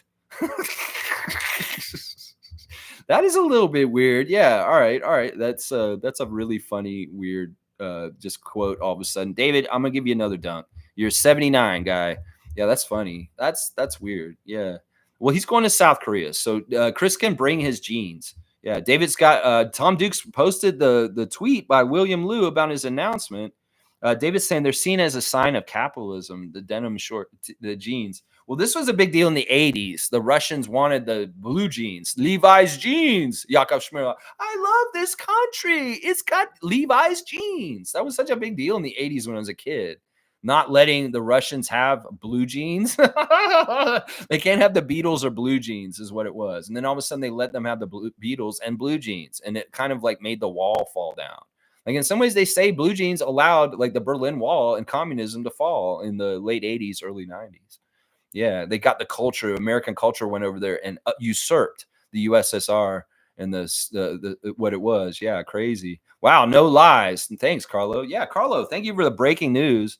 Man, I love that in some ways I can't look at everything while I'm on the air, but you guys are helping me while I'm on the air and bringing me the stuff that's going on. Carlo JS, thank you for the breaking news. I'm going to give you a 3-pointer for being extremely helpful. You got the Fred VanVleet 23, my guy. You got the Fred VanVleet, Rockville's finest, Rockford's finest, Fred VanVleet 23. I love it. No lies. Yeah. Fiercely saying, great move by Alex Wong. Please share his podcast once it's out. Yeah. Will Lou and Alex Wong are reuniting independently. And in some ways, that's the way to go. Man, maybe he did hear me. I was like, Will Lou, you sold out. You went corporate. And now he's like, I can't be corporate anymore. They're controlling me too much. I'm like, listen, man, awesome. In some ways, I know maybe I don't know how you're going to do with money and stuff. I don't know. But in some ways, I hope you're okay and you're supported. And I know Raptors fans will love to hear your new stuff. Seriously, I'm not going to be a hater. In some ways, you come into my realm, the independents, broadcasters for Raptors fans, that's fine, man. That's fine. I am confident in my skills and what I do, that I'm going to have my place no matter what. It doesn't matter if there's Pensair. It doesn't matter who's out there. The little kids out in the Maritimes, Ben Rogers, all those kids, Luca Rosano. I don't care. Raptors Freak does what he does, and he's going to do it. That's all. And hey, listen, you could do my Iron Man streak. You could do 1,000 days in a row, like I'm about to by this time this summer. Hey, then you better than me in that. Yeah, you can do some AC Green shit like I can. Morris Pearson, Iron Man streak. That's right. Who can do that? Lex can. That's right. Every morning, 9:30 a.m. Let's see. All right. Carlos saying it's really a bad recipe to have the sports network and sports team being owned by the same owner. It's such a shit show situation here. In some ways, Carlo, it's a great example of why we need free journalism that's non-corporate. In some ways, it's not just in the sports realm. You can see the conflict of interest and the ownership of Rogers owning the sports channel that will talk about the sports team and how it can convolute and cloud things, especially when it comes to things like Masai Ujiri and how his job's going and all kinds of things. It can be very destructive. And in some ways, the ownership can manipulate things that they want to happen with our team through their TV broadcast. And that's scary to me. That is scary to me. It could be that Will Lou's on the inside of it. And he's hearing what they're trying to tell him to do. And he's like, I can't do this. I'm a Raptors fan. And this is not right. And like that may be like, I'm done. I'm not doing this anymore. Raptors Freak is right. I sold out. I don't want to do this anymore. I was better and happier when I was on Raptors Republic doing independent reactions. I wonder if he'll go back to them. I mean, he obviously has the platform in the audience that he helped build at Raptors Republic to just return to and be there and do a lot of the same things he was doing there before he went to Rogers Sportsnet. So, yeah, that's pretty interesting stuff. I agree. And this is not just with sports. Sports is a little bit less harmful than in the real world politics of having somebody like Rupert Murdoch that owns almost all these media outlets. And he has very, very strong views on political things, right-wing things, and he shapes things through. It's the same thing, Carlo. It's the same thing. Monique saying, what? Fiercey? Alex Wong podcast went? No, Fiercey. Will Lou quit his job today. Will Lou stepping down from the Raptors show after 3 years today. He is done with corporate podcasts. He wants to go back to being independent like me, and he is rejoining Alex Wong to make a new show outside of Rogers after the season. That he's done. He's done. That was his last Raptors show yesterday with Garrett Temple. And it's funny that Blake Murphy said, we'll run it back with you, Garrett Temple, next year. I wonder if they kick Will Lou out and they're going to make Blake Murphy the head of the Raptors show now. In some ways, that's gross to me. Will Lou's way better than Blake Murphy. If you had me rank the people who were hosting the Raptors show, Alex Wong first, Will Lou second, Blake Murphy distant third. And seriously, if you're just trying to cut out the Asian guys off of the Raptors show, Rogers Sportsnet, and to put Blake Murphy in that spot, that's gross. And that show's going to suck so bad. If the Raptors show continues without William Lou and Blake Murphy sitting in that spot, that's gross. That is disgusting. If it's some other jabroni that comes in there, well, we'll have to see who they are and see how they treat it. But yeah, they're going to be back together, William Lou and Alex Wong, and they're going to be doing something probably on Raptors Republic. I'm going to bet you money that's where it'll be. That's right. That's right. Yeah, teaming up once again. Will Lou quit the Raptors show? That's right. Carlo J has broke the news. That's right. Thank God for independent content creators like Lex. We're going to be more important as time goes on.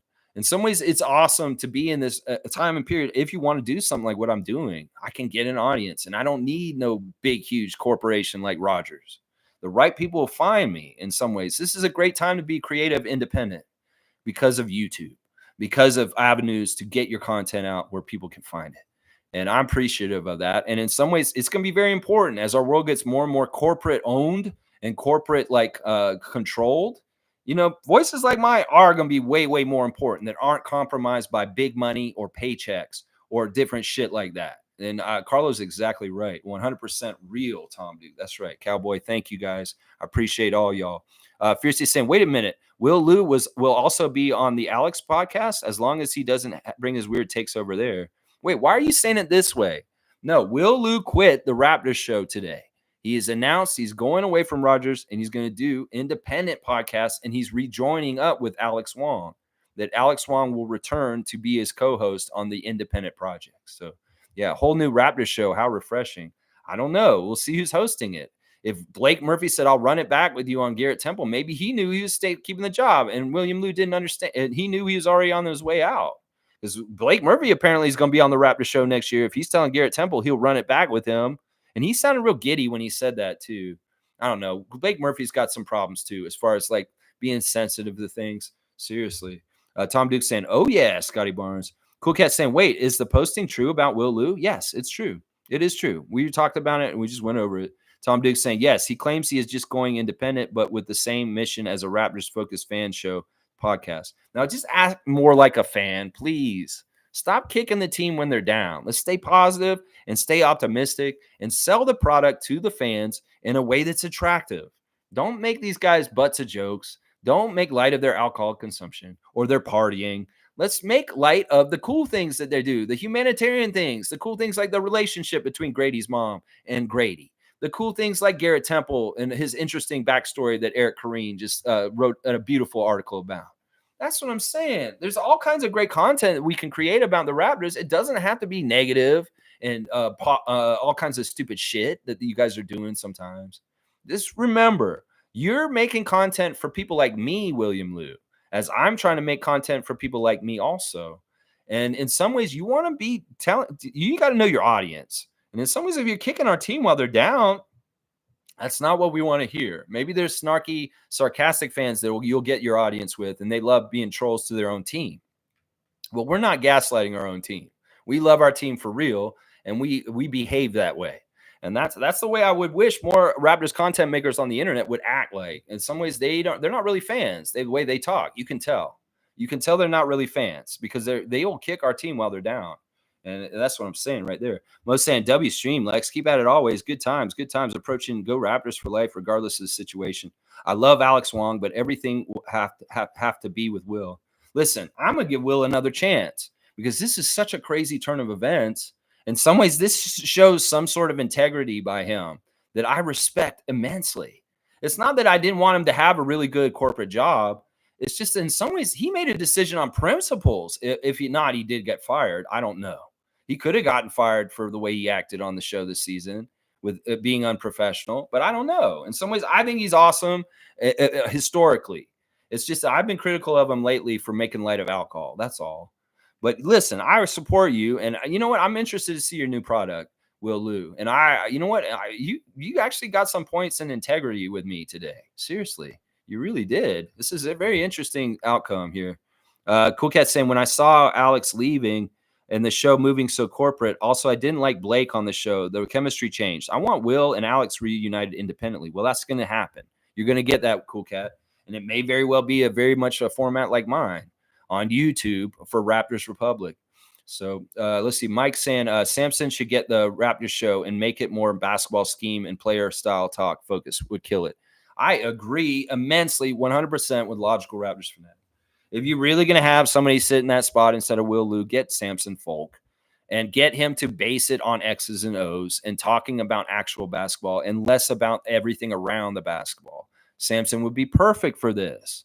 And I think that the Raptors fan nation has educated itself enough from the franchise years till now that we are ready for high-level X's and O's content on Rodgers. And Samson Folk would be perfect for this. Blake Murphy would do okay too, but his personality is not as likable as Samson Folk. Samson Folk is a badass.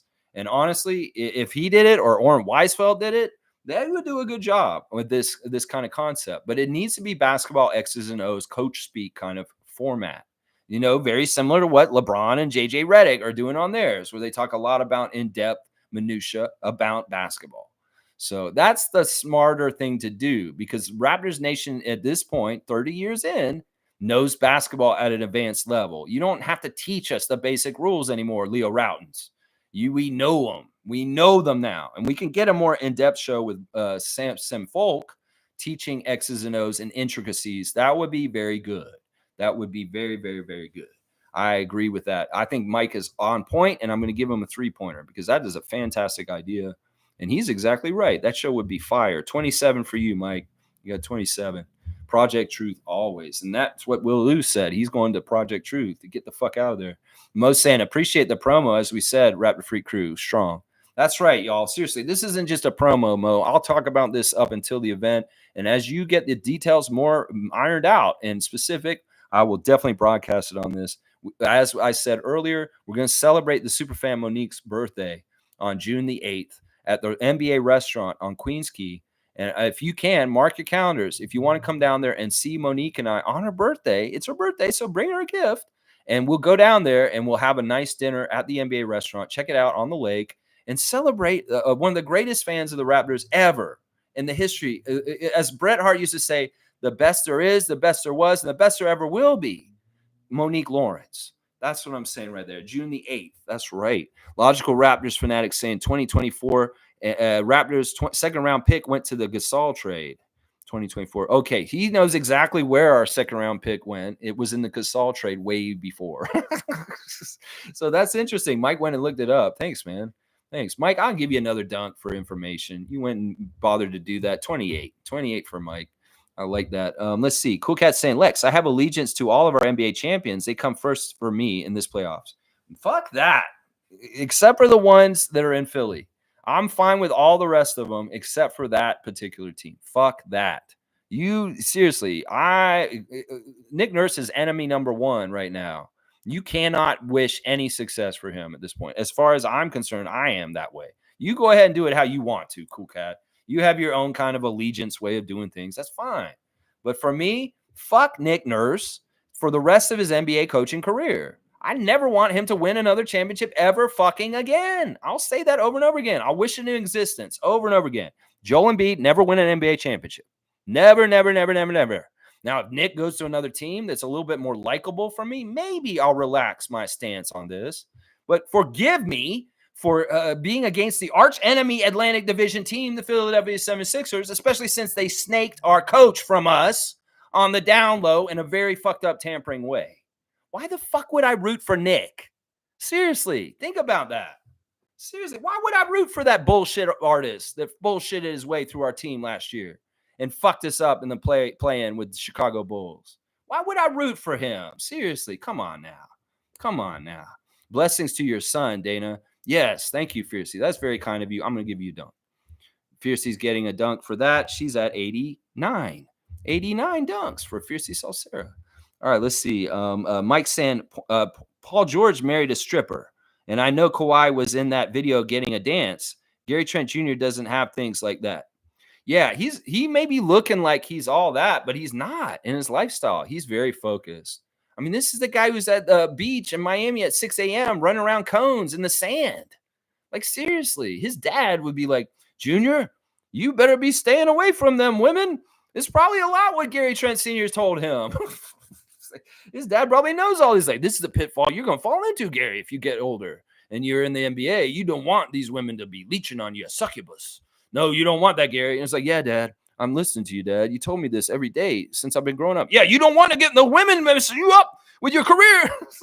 You don't think Gary Trent Sr. told him everything he needs to know as an NBA player to watch out for pitfalls like women on the road and the problems that they can cause for him? Exactly. Right there. Yeah.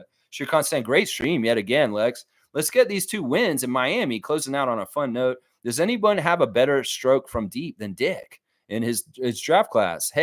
Believe in GD. Get we the North. I love it. Shere Khan is such a breath of fresh air every time he comes in here. His enthusiasm, his positivity. He is the epitome of an optimistic, positive fan that looks at the bright side and understands how to root for his team the right way. Shere Khan, you are a Raptor freak rookie of the year, and you will always be a dominant, awesome force of positivity and light in my stream. I know this going forward. I appreciate you, guy. And when you show up, I'm very happy to have a day when Shere Khan is here, just giving his contribution. You know what? I'm going to give you a 3-pointer. 26. You're at 26 now, my guy. Wow.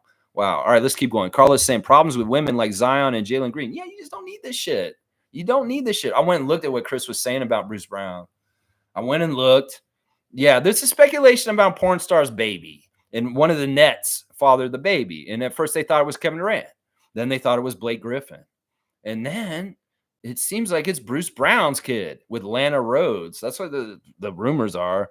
And his own Nuggets teammates were making fun of him for it. I don't know if that's what Chris was talking about. Either way, this is speculation. It's not for sure that that's Bruce Brown's kid with that porn star. Either way, it's none of my business, even if it is. And somebody's just like, whatever. You know, these people, whatever they're doing with the different relationships, this connects this to this. This person was this person. This person was this person. I don't give a shit. This can be the Young and the Restless soap opera shit with all kinds of players with different same women, all this kind of shit that's going on. I don't give a fuck. That's not NBA coverage I do. If Samson Folk's going to do X's and O's, I'm not doing the relationship stories of Jalen Green and fucking all these other guys you're naming right now. Zion Williamson. Yeah, we talked about it a little bit, but it ain't got nothing to do with our team. I mean, shit, what do we need? We got a blood clot scandal. We got a gambling scandal. We need a sex scandal. No, we don't. No, we don't. What? Nobody needs no sex scandal around the Raptors. No, we don't. Kareem saying if they're in South Beach, they should only be building sandcastles and going to Disneyland in Orlando. Orlando's not that close, so that's not likely. I think that what we were saying earlier would be best. Let's do a Saturday cookout with Mama Scotty and just get that really good jerk food, really crazy good Jamaican food, oxtail. Get all that stuff out there and have a sunny, nice South Florida day with Scotty's family at Scotty's family compound with the team. That is the best thing to do tomorrow. Get a pool party going with just the team and families down there. In fact, I heard Garrett was saying that they flew their family down to be there for this weekend. And so it could be a very family-oriented kind of weekend with the, you know, like Garrett said, when you come into the game, it's more like you'll see the parents of the players at this point. Like you see IQ's parents, Grady Dick's parents, and it's not like wives and kids like it was before. It's like really the people that are in the green room for the Raptors and families are the parents of the players right now and not spouses and children. So I think that a family day with the Barnes family down there, that would be the best outcome. Yeah, go say hi to John French and everybody and just have some good Jamaican food is what I'm saying. Get by the pool, get some sunshine. If you want to have a couple of drinks, whatever, just don't get inebriated and don't be going down to South Beach at 11 p.m. on Saturday night to go see what hotties are out there and get your look fitted and get down there and get seen. You know, maybe you do that for a second, but you say hi, but I have to play in the morning. I'm going home. I'm going to the hotel. That's right. That's right. Just figure this weekend out. It is a minefield of folly that could be fallen into by Raptors players in South Beach when they have 2 games in a row and they don't have to travel.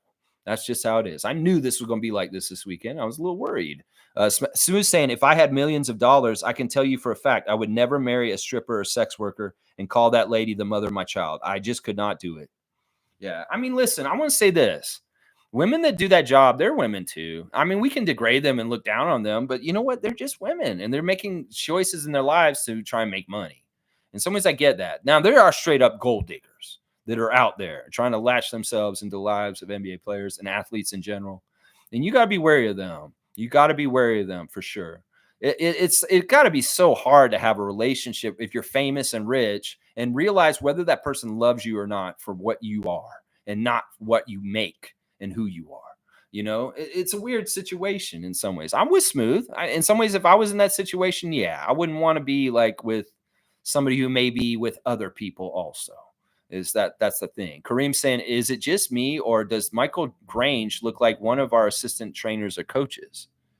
Well, Grange did used to play collegiately here in Canada. He played on a basketball team in college. He does kind of look like Jim Sand. He has a little bit of a resemblance to Jim Sand in the face, the same color hair and kind of similar facial structure in some ways. So if that's what you're meaning, this is a joke, Kareem. Were you trying to get a dunk? Because that's not a joke. I think you're serious. Let's see. All right, I'm Smooth. What is Smooth saying? This is an interesting stream today. What some really crazy twists and turns like with this stream today. Smooth saying, that's why it's better as a fan to just stick to the game and not what happens off of it. Oftentimes, if you knew the truth behind the players, you would be disappointed. That might be true. That might actually be true. Yeah, I mean, you guys know what I like to cover on here. In some ways, I'm jokey, and maybe I do get a little too personal. And maybe I do talk about things I probably shouldn't, but it's with balance. And once again, my main priority is to make the Raptors look good. I don't want them to make them look bad, but if Jonte does something fucked up, I have to cover it and talk about it on this channel. In some ways, I'm going to spin everything to make the Raptors look good, even if there is some crazy like situation like Zion Williamson had last summer.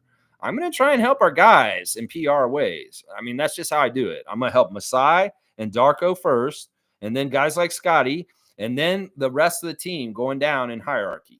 I will try and help them as much as I can. Now, a guy like Jonte who just showed up and this is so bad, yeah, fuck him. In some ways, I'm not going to protect him at this point. Why would I? Because he has been an embarrassment to our team now at this point. So, yeah, Smooth saying, anyways, enough of my rant, and I apologize if anyone fell defense. No, you're cool. In some ways, you might be right. There may be things that about Scotty or other guys on the team, if I found out about them, I'd be like, oh my gosh. But then again, that's none of my business. Private lives, relationships, those kind of things are not for the public to consume. And I realize that line, and I very much want to respect that. Unless it's already publicly out and everybody knows about it, I don't want to know about that shit. I really, really don't. It's none of my business. Let's see. David's saying the same can be said about a lot of players, Smooth. It's not just the players, but I get it. Yeah, I mean, everyday life, everybody. You know, you're an athlete, you're high profile, but yeah, everybody has their own walk the line like Johnny Cash has to. You know, Logical saying Smooth. The point guard thing is crazier than that. The Paul George thing. Remember, Mike, that can mean a couple things. Paul George left Doc Rivers' daughter for the stripper, and then Doc was Paul George's coach, and Doc's daughter then married Seth Curry. It's messy. Yeah, the NBA can be a little incestuous. We know the famous story about Matt Barnes driving to punch out Derek Fisher. There's all kinds of crazy ass shit that happens, I'm sure, on the download with the NBA and rumors and the rumor mill. And some of this shit I just don't need to know. Like, I didn't know any of this about Paul George's history at all, and any of this happening. In some ways, I don't care. I don't care. This is kind of goofy shit, though. That he left Doc Rivers' daughter for a stripper, and Doc was coaching him at that time. That's crazy. Cool Cat saying Scotty is young. He either needs young players or a vet that has won a chip, so no ego issues would arise. Everyone has to understand and embrace that it's Scotty's team. Yeah. Yeah. Well, he's got Chris right now, has a chip, and he still trusts him. You know, Jordan Wara has a chip. He won a championship with the Milwaukee Bucks.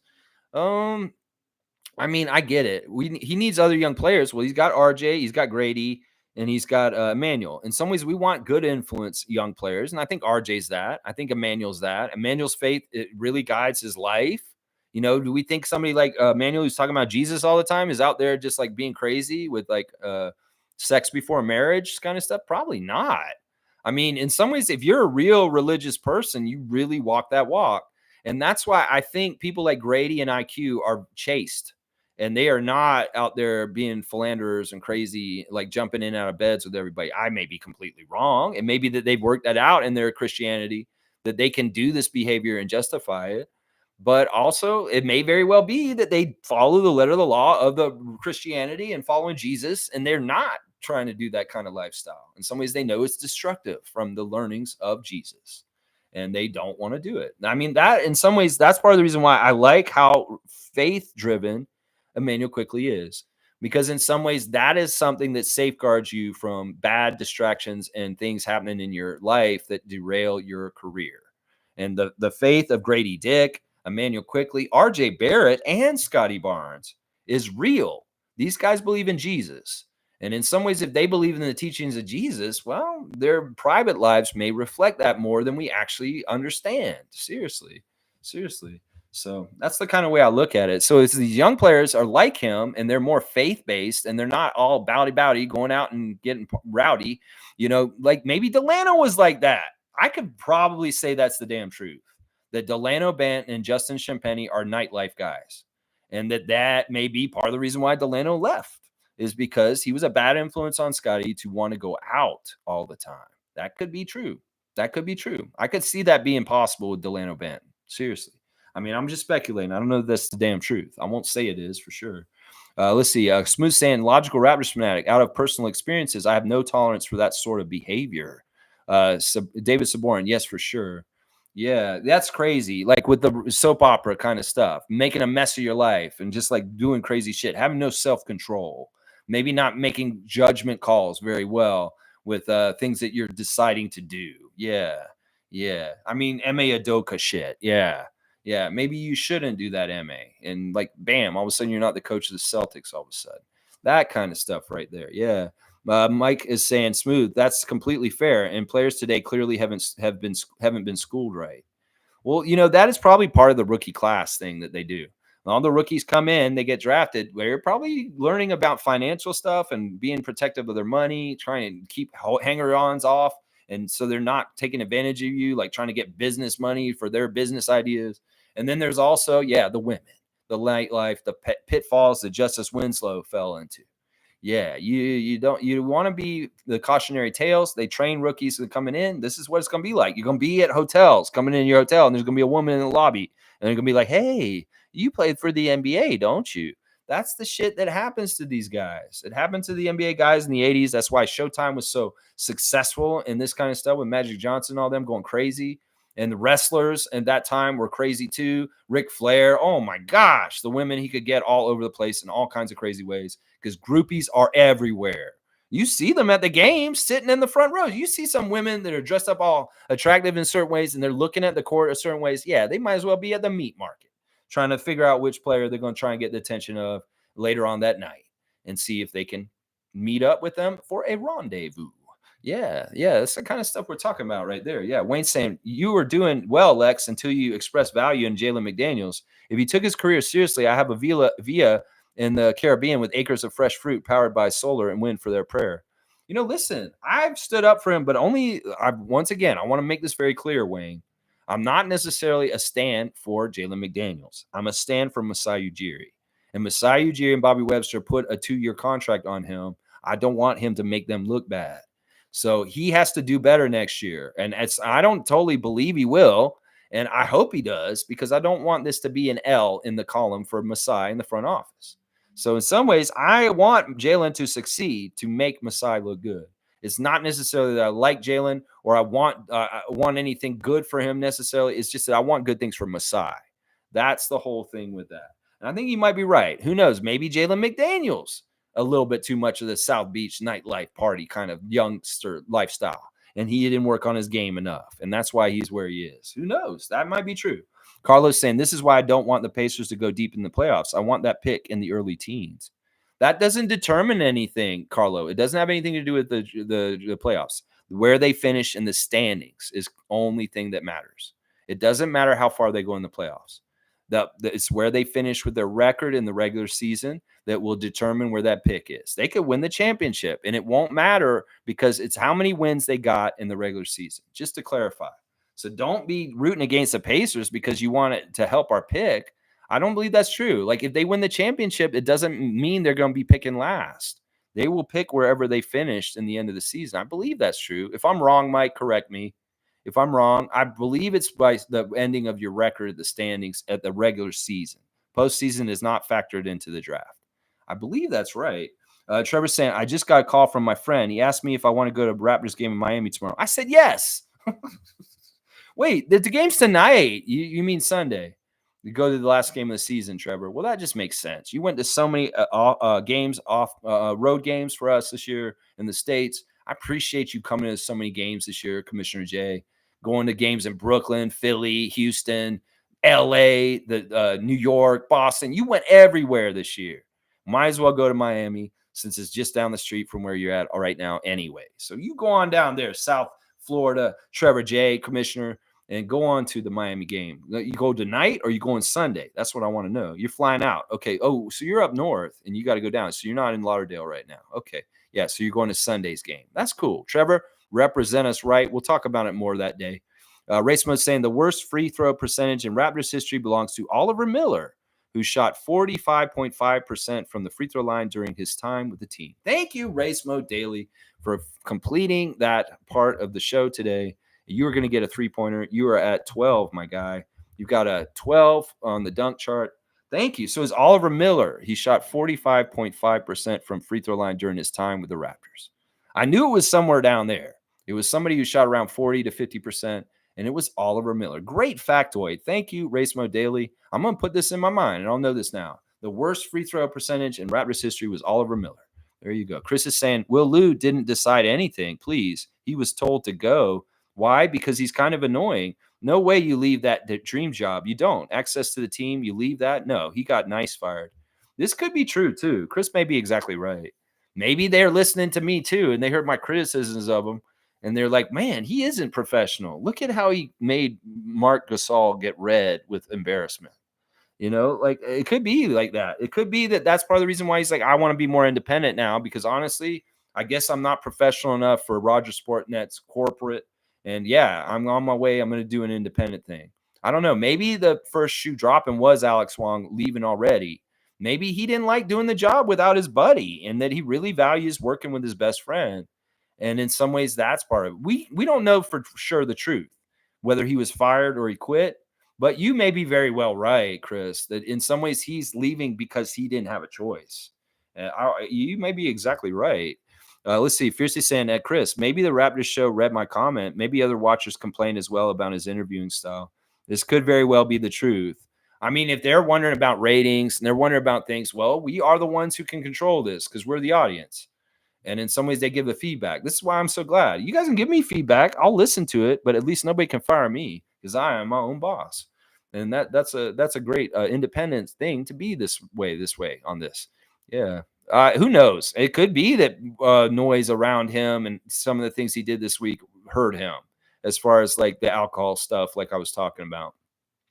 Fiercely saying, safe flight, Trevor J. And thank you for representing the Raptor Freak family throughout the season. Yes, Trevor. I'm going to give you a 3-pointer for being a badass. Trevor J has been one of our best people on this channel all year long. In fact, he's a strong candidate for MVP of the year, honestly. I think he might be our MVP this year, Trevor J. Seriously, he has come through in all kinds of major ways from this channel and the Raptor Freak family this year. Mike saying, worst free throw percentage in a season for a Raptor is Malik. 0%. That's actually true because Malik has not made a free throw yet. So Malik Williams is technically the worst free throw percentage so far. Art Long shot 20%. Roy Rogers, 25%. And then guys with more than 10 games, Jamal Magloire shot 25.9% while he was a Raptor. That's horrible. Eric Montross, 30%. Wow. Okay, so Mike went even deeper than just Oliver Miller. Thank you, Mike. I'm gonna give you a 3-pointer. Mike's racking it up today. He's been very, very helpful. In some ways, he's like my fact checker. Honestly, you guys are all fact checkers, but Mike is the one. In some ways, he's the one. Carlos saying it's good on Will to do this only 3 years in, get some bedazzled by the money and never do this. Yeah, I don't know how it went. Maybe he does not want to lose this job, and Chris is right. And that they just made the decision for him. Either way, I'm in some ways, if he's doing this for an integrity reason, I'm proud of you. But also in some ways, it's like, I'm not happy about this because I like having people like him in those jobs. And in some ways, as much as I was critical of him, I was glad he was doing that job, seriously. But I'm looking forward to seeing what the next project is. And it is a winning combo, Alex with William. And in some ways, that's the magic he needs back. It may not have been as fun to do the show without his buddy. It honestly probably wasn't. William Liu was the comedy part of the show. I mean, Alex Wong was the comedy part of the show. He was the funniest person on the show. And when he left, they lost their comedy. They weren't as funny on the show. And maybe those other guys try to be more funny, but they can't be funny. They can only be snarky. In some ways, it's hard to be funny without putting people down. Let's just put it that way. It's not an easy thing to do. And Alex Wong is able to do that. Mischief saying, I wonder if any NBA team bench has averaged over 40% from 3-point shooting off the bench. You're really big on this right now. Like, I know you keep saying that you want all of our shooters off the bench to shoot over 40% from three. I mean, it's realistically possible, but in some ways, you want different varieties of role players on your team. You shouldn't just carte blanche say everybody has to shoot 40% over three. What if we have Zach Edey on the bench? And he's very much a specialty, big 7'4" guy for special roles on the team, but he's not going to shoot any threes, and he doesn't have that 40% that you're making mandatory. So I don't know, Mischief. In some ways, that's a hard line, and I don't know if I'm willing to stand with you on it. Cool Cat saying, Lex, I'm a basketball purist. Now I understand the ruthless business of owners. I put players first moving forward. Sorry, Lex, no billionaire getting priority for me. Well, I'm not putting priority for a billionaire. I'm putting priority against Nick Nurse. That's the priority right there. Who's the billionaire here that you're putting priority for?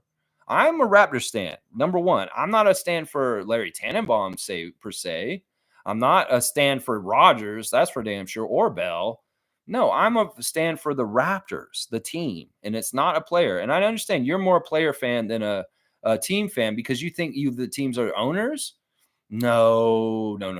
The entity of the team is the team, and that's what I root for. The logo on my hat, that's the team I root for, the Raptors. And I'll put that team above any person. It doesn't matter if it's a coach. It doesn't even matter if it's Masai. If Masai was bad for the Raptors at some point, I would put the Raptors before him.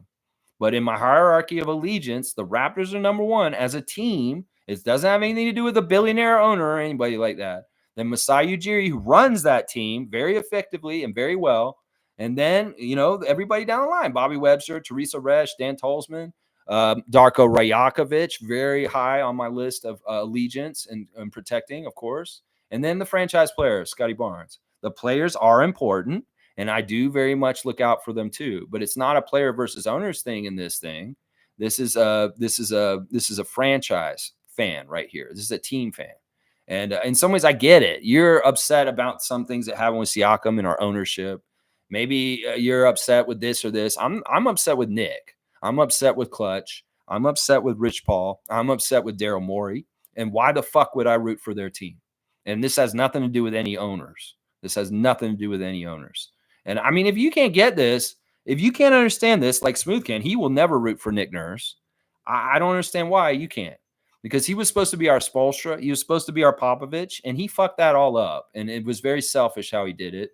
And fuck Nick Nurse. I will say that until he fucking retires. And if he wants to do a Vince Carter, I'm going to come back and kiss the Raptors Nation's ass at the end of his career to get some accolades at the end, just like Vince Carter is doing right now, so be it. But until that time, he's just like how I treated Vince Carter this whole time. Fuck him. He's disowned. He's not somebody that I like or I root for. And I don't wish good things for them as far as on the basketball court. And that's just how it is. It's just how it is. Salute Trevor. Salute Trevor J. That's right. Salute our commissioner. Commissioner J. Commissioner J. Yeah, fuck Nick Nurse in the Sixers. That's right, Carlo. That's right. Mike saying in 2019, we had a player in a relationship with Larsa Pippen, but it was like the 15th man, Eric Moreland. I never heard too much about it. Yeah, I heard about it. I remember that. Scottie Pippen's wife was dating our 15th man, our backup center, Eric Moreland, who probably some of y'all don't even know who that is, that last name or anything like that. Well, she's a piece of work, Larsa. Let's just put it that way. Well, she's about to get married to Michael Jordan's son, the ex-wife of Scottie Pippen. And yeah, that's a whole soap opera dumpster fire that like people like Smooth are saying, yeah, I don't want to have anything, this kind of bullshit, this kind of world. Yeah, Michael Jordan's son's marrying Scottie Pippen's ex-wife. That is weird as fuck. Let's just put it that way. No more comments. Monique is saying it. No more comments. Mischief saying if the Raptors bench averages over 40% from three, that would be unheard of. My top three agents, 3-point snipers are Jalen Smith, Sam Hauser, and Grayson Allen. Those are all three very good shooters. And I mean, we talked about Grayson Allen already this week. You brought him up. Jalen Smith's fantastic. I'm not as keen as Sam Hauser, but I'm giving him the Celtics discount. But he is absolutely one of the best pure shooters. But in some ways, Sam Hauser's not needed. We have Grady Dick. Let's just put it that way. Mischief saying all three contracts are $17 million, the price of less than Bruce Brown's contract. So Mischief is very much shopping for 3-point shooters for us this year. Once again, I'm not speculating shit. Things happen, we'll react. And Masai knows better than us. Cool Cat saying Samson Folk would be a great analyst. Blake Murphy is not a TV personality. I agree with this. Blake Murphy, you have Great personality for radio and stepping in and doing updates. I don't know if you should be a host. In some ways, we can see your soul, and it's sad. And you're just sad, bro. In some ways, we can see your soul, we can see your energy, and it's sad, bro. Sad energy. And that's not what people like to watch on TV. That's why all the early morning people are always all so spy. Oh, good morning. Have you had your coffee today? Welcome to Breakfast Television on CP24.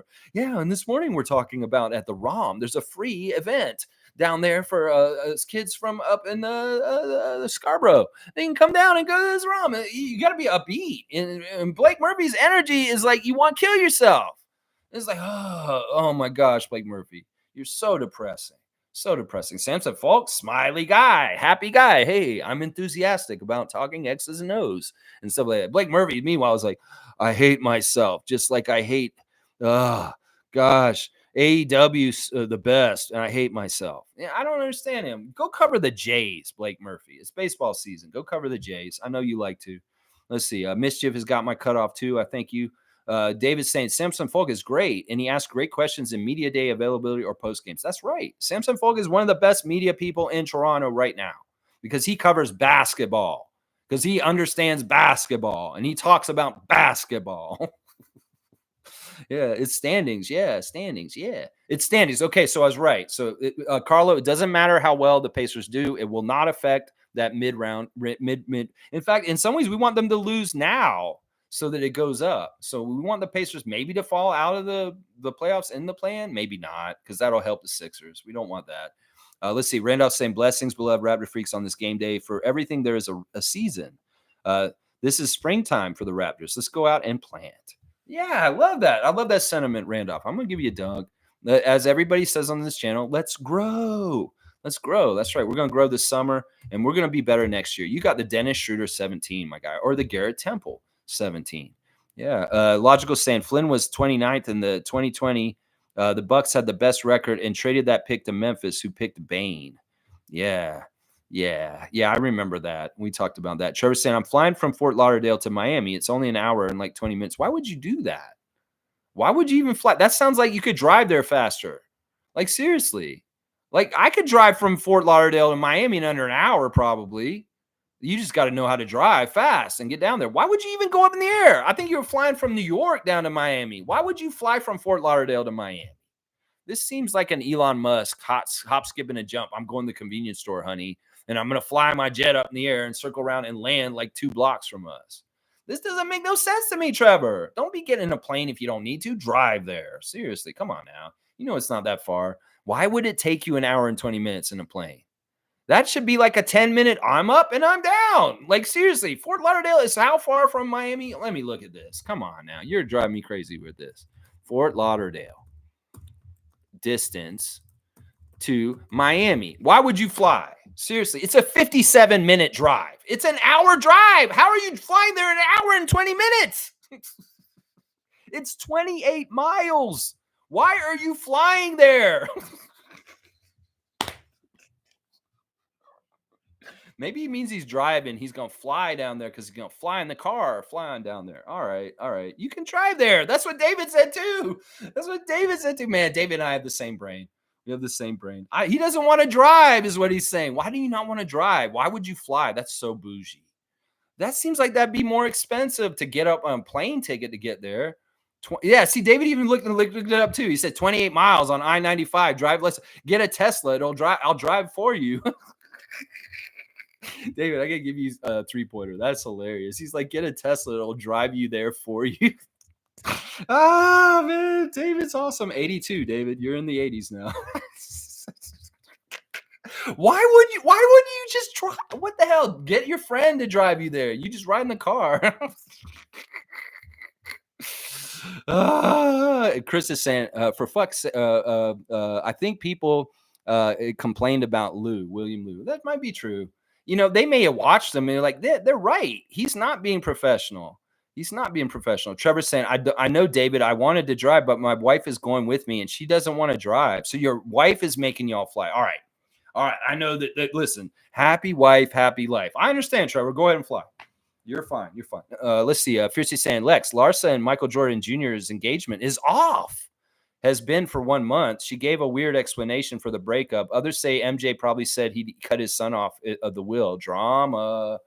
Yeah, Michael already has enough problems with him and Scotty that he don't need his son marrying Scottie Pippen's ex-wife. In some ways, that's part of the reason why Scotty's been so crazy in the last year, talking mad shit about Michael Jordan, Scottie Pippen. He went on this tour down under with Luke Longley and Horace Grant and went around in Australia doing the real truth about the Last Dance, the documentary done during the bubble or during the pandemic that we saw with Michael Jordan's story of like the Bulls and all this stuff. And they were doing the truth telling about the real truth. And Horace Grant really doesn't like Michael Jordan in some ways and says some things. And Scotty, the same thing. And Basketball Time Machine, Son David's all mad at them for doing this truth telling thing. And he swears that he thinks Scottie Pippen is doing this to Michael because of his son trying to be with his ex-wife. And well, maybe Michael's like, Scotty and I want to get along with him, and you're not helping anything, Michael Jordan Jr. So could you please just like stop like getting with Scotty's ex-wife, please? So yeah, the drama's over. Maybe Michael Jordan Jr. was going to get cut off, like Fierce is going to say. That's good. That's good. And somebody says we don't need this kind of hillbilly kind of bullshit with relationships. This is hillbilly shit. This is Jerry Springer shit. You don't need this kind of shit in your life. There's enough people in this world, Larsa Pippen. And somebody's you're targeting something for cruel reasons. You probably just want to drive a heart and thing into the heart of Scottie Pippen and see him twist in the wind. Just like because you're with my hated teammate that pisses me off these days, son. You're with him now. She probably did that calculated to hurt Scottie Pippen. Seriously. Cut off by Fiercey. Thank you. Facts. That's right. W stream. This has been fun. It's been weird. What a weird stream for sure. We're going to wrap it up soon. Mike saying that's how our pick ended after winning the chip. Bucks 30th, Raptors 29th, Golden State 28th. The finals had no effect on the regular standings, season standings. That's right, because the Bucks had the best record and we were second, and we ended up 29th. That's exactly right. I remember that. Yeah, I want them to lose their games now instead. Thanks for clarifying that. All right, cool. That's what we do here, Carlo. You educated me on will lose, stepping down. And we in turn, one hand washes the other. We are sharing information here, being the most educated and understanding Raptors fans out of all the Raptors fans. We know what's going on. Chris, good stream. Thank you. And back at you, man. JFL for 10. Let's see JFL get 40 tonight. I want JFL to get 30 tonight. Can he do it with Bam Adebayo down low? Can he get around Bam? That's a pretty good defensive player. And these last two teams have good defensive guys down low. Well, maybe JFL won't do as well against the Heat because of their defensive prowess with certain positions like Terry Rozier, Jimmy Butler, and Bam Adebayo. Well, JFL can go off and get plus 20 tonight. I'll be impressed. So do it, JFL. In some ways, I'm rooting for you. We need your scoring right now, so go ahead and do it. That's right. Thank you, Chris. I appreciate you. I'm going to give you a dunk for hanging in with me. And I know that we've been at odds at different times. In some ways, I wish you all the luck in the world going to Korea, my guy. And if you are still around for Monique's birthday party, please come down there for it, please. Mike's saying the Bucks were the only team that didn't have home court advantage. We didn't have home court advantage against them in 2019 playoffs. Yeah, that really helped a lot, honestly, because it helped against the Warriors in the finals. And that's why regular season can matter. Man, that championship year was so awesome. 5 years ago, the playoffs were starting with the Raptors championship run. Relive it in our community tab. That's right. All right, let's do this real quick. Ladies and gentlemen, welcome to South Beach, Florida. And we have a game between the Miami Heat and the Toronto Raptors tonight. And tonight in this corner for the Miami Heat, we have emo Jimmy Butler. And in this corner for the Toronto Raptors, we have emo Gary Trent Jr. Who can be more emo? Emo Jimmy or emo Gary? Who will win the emotional contest? The emotions are running high and low and just sad. Emo.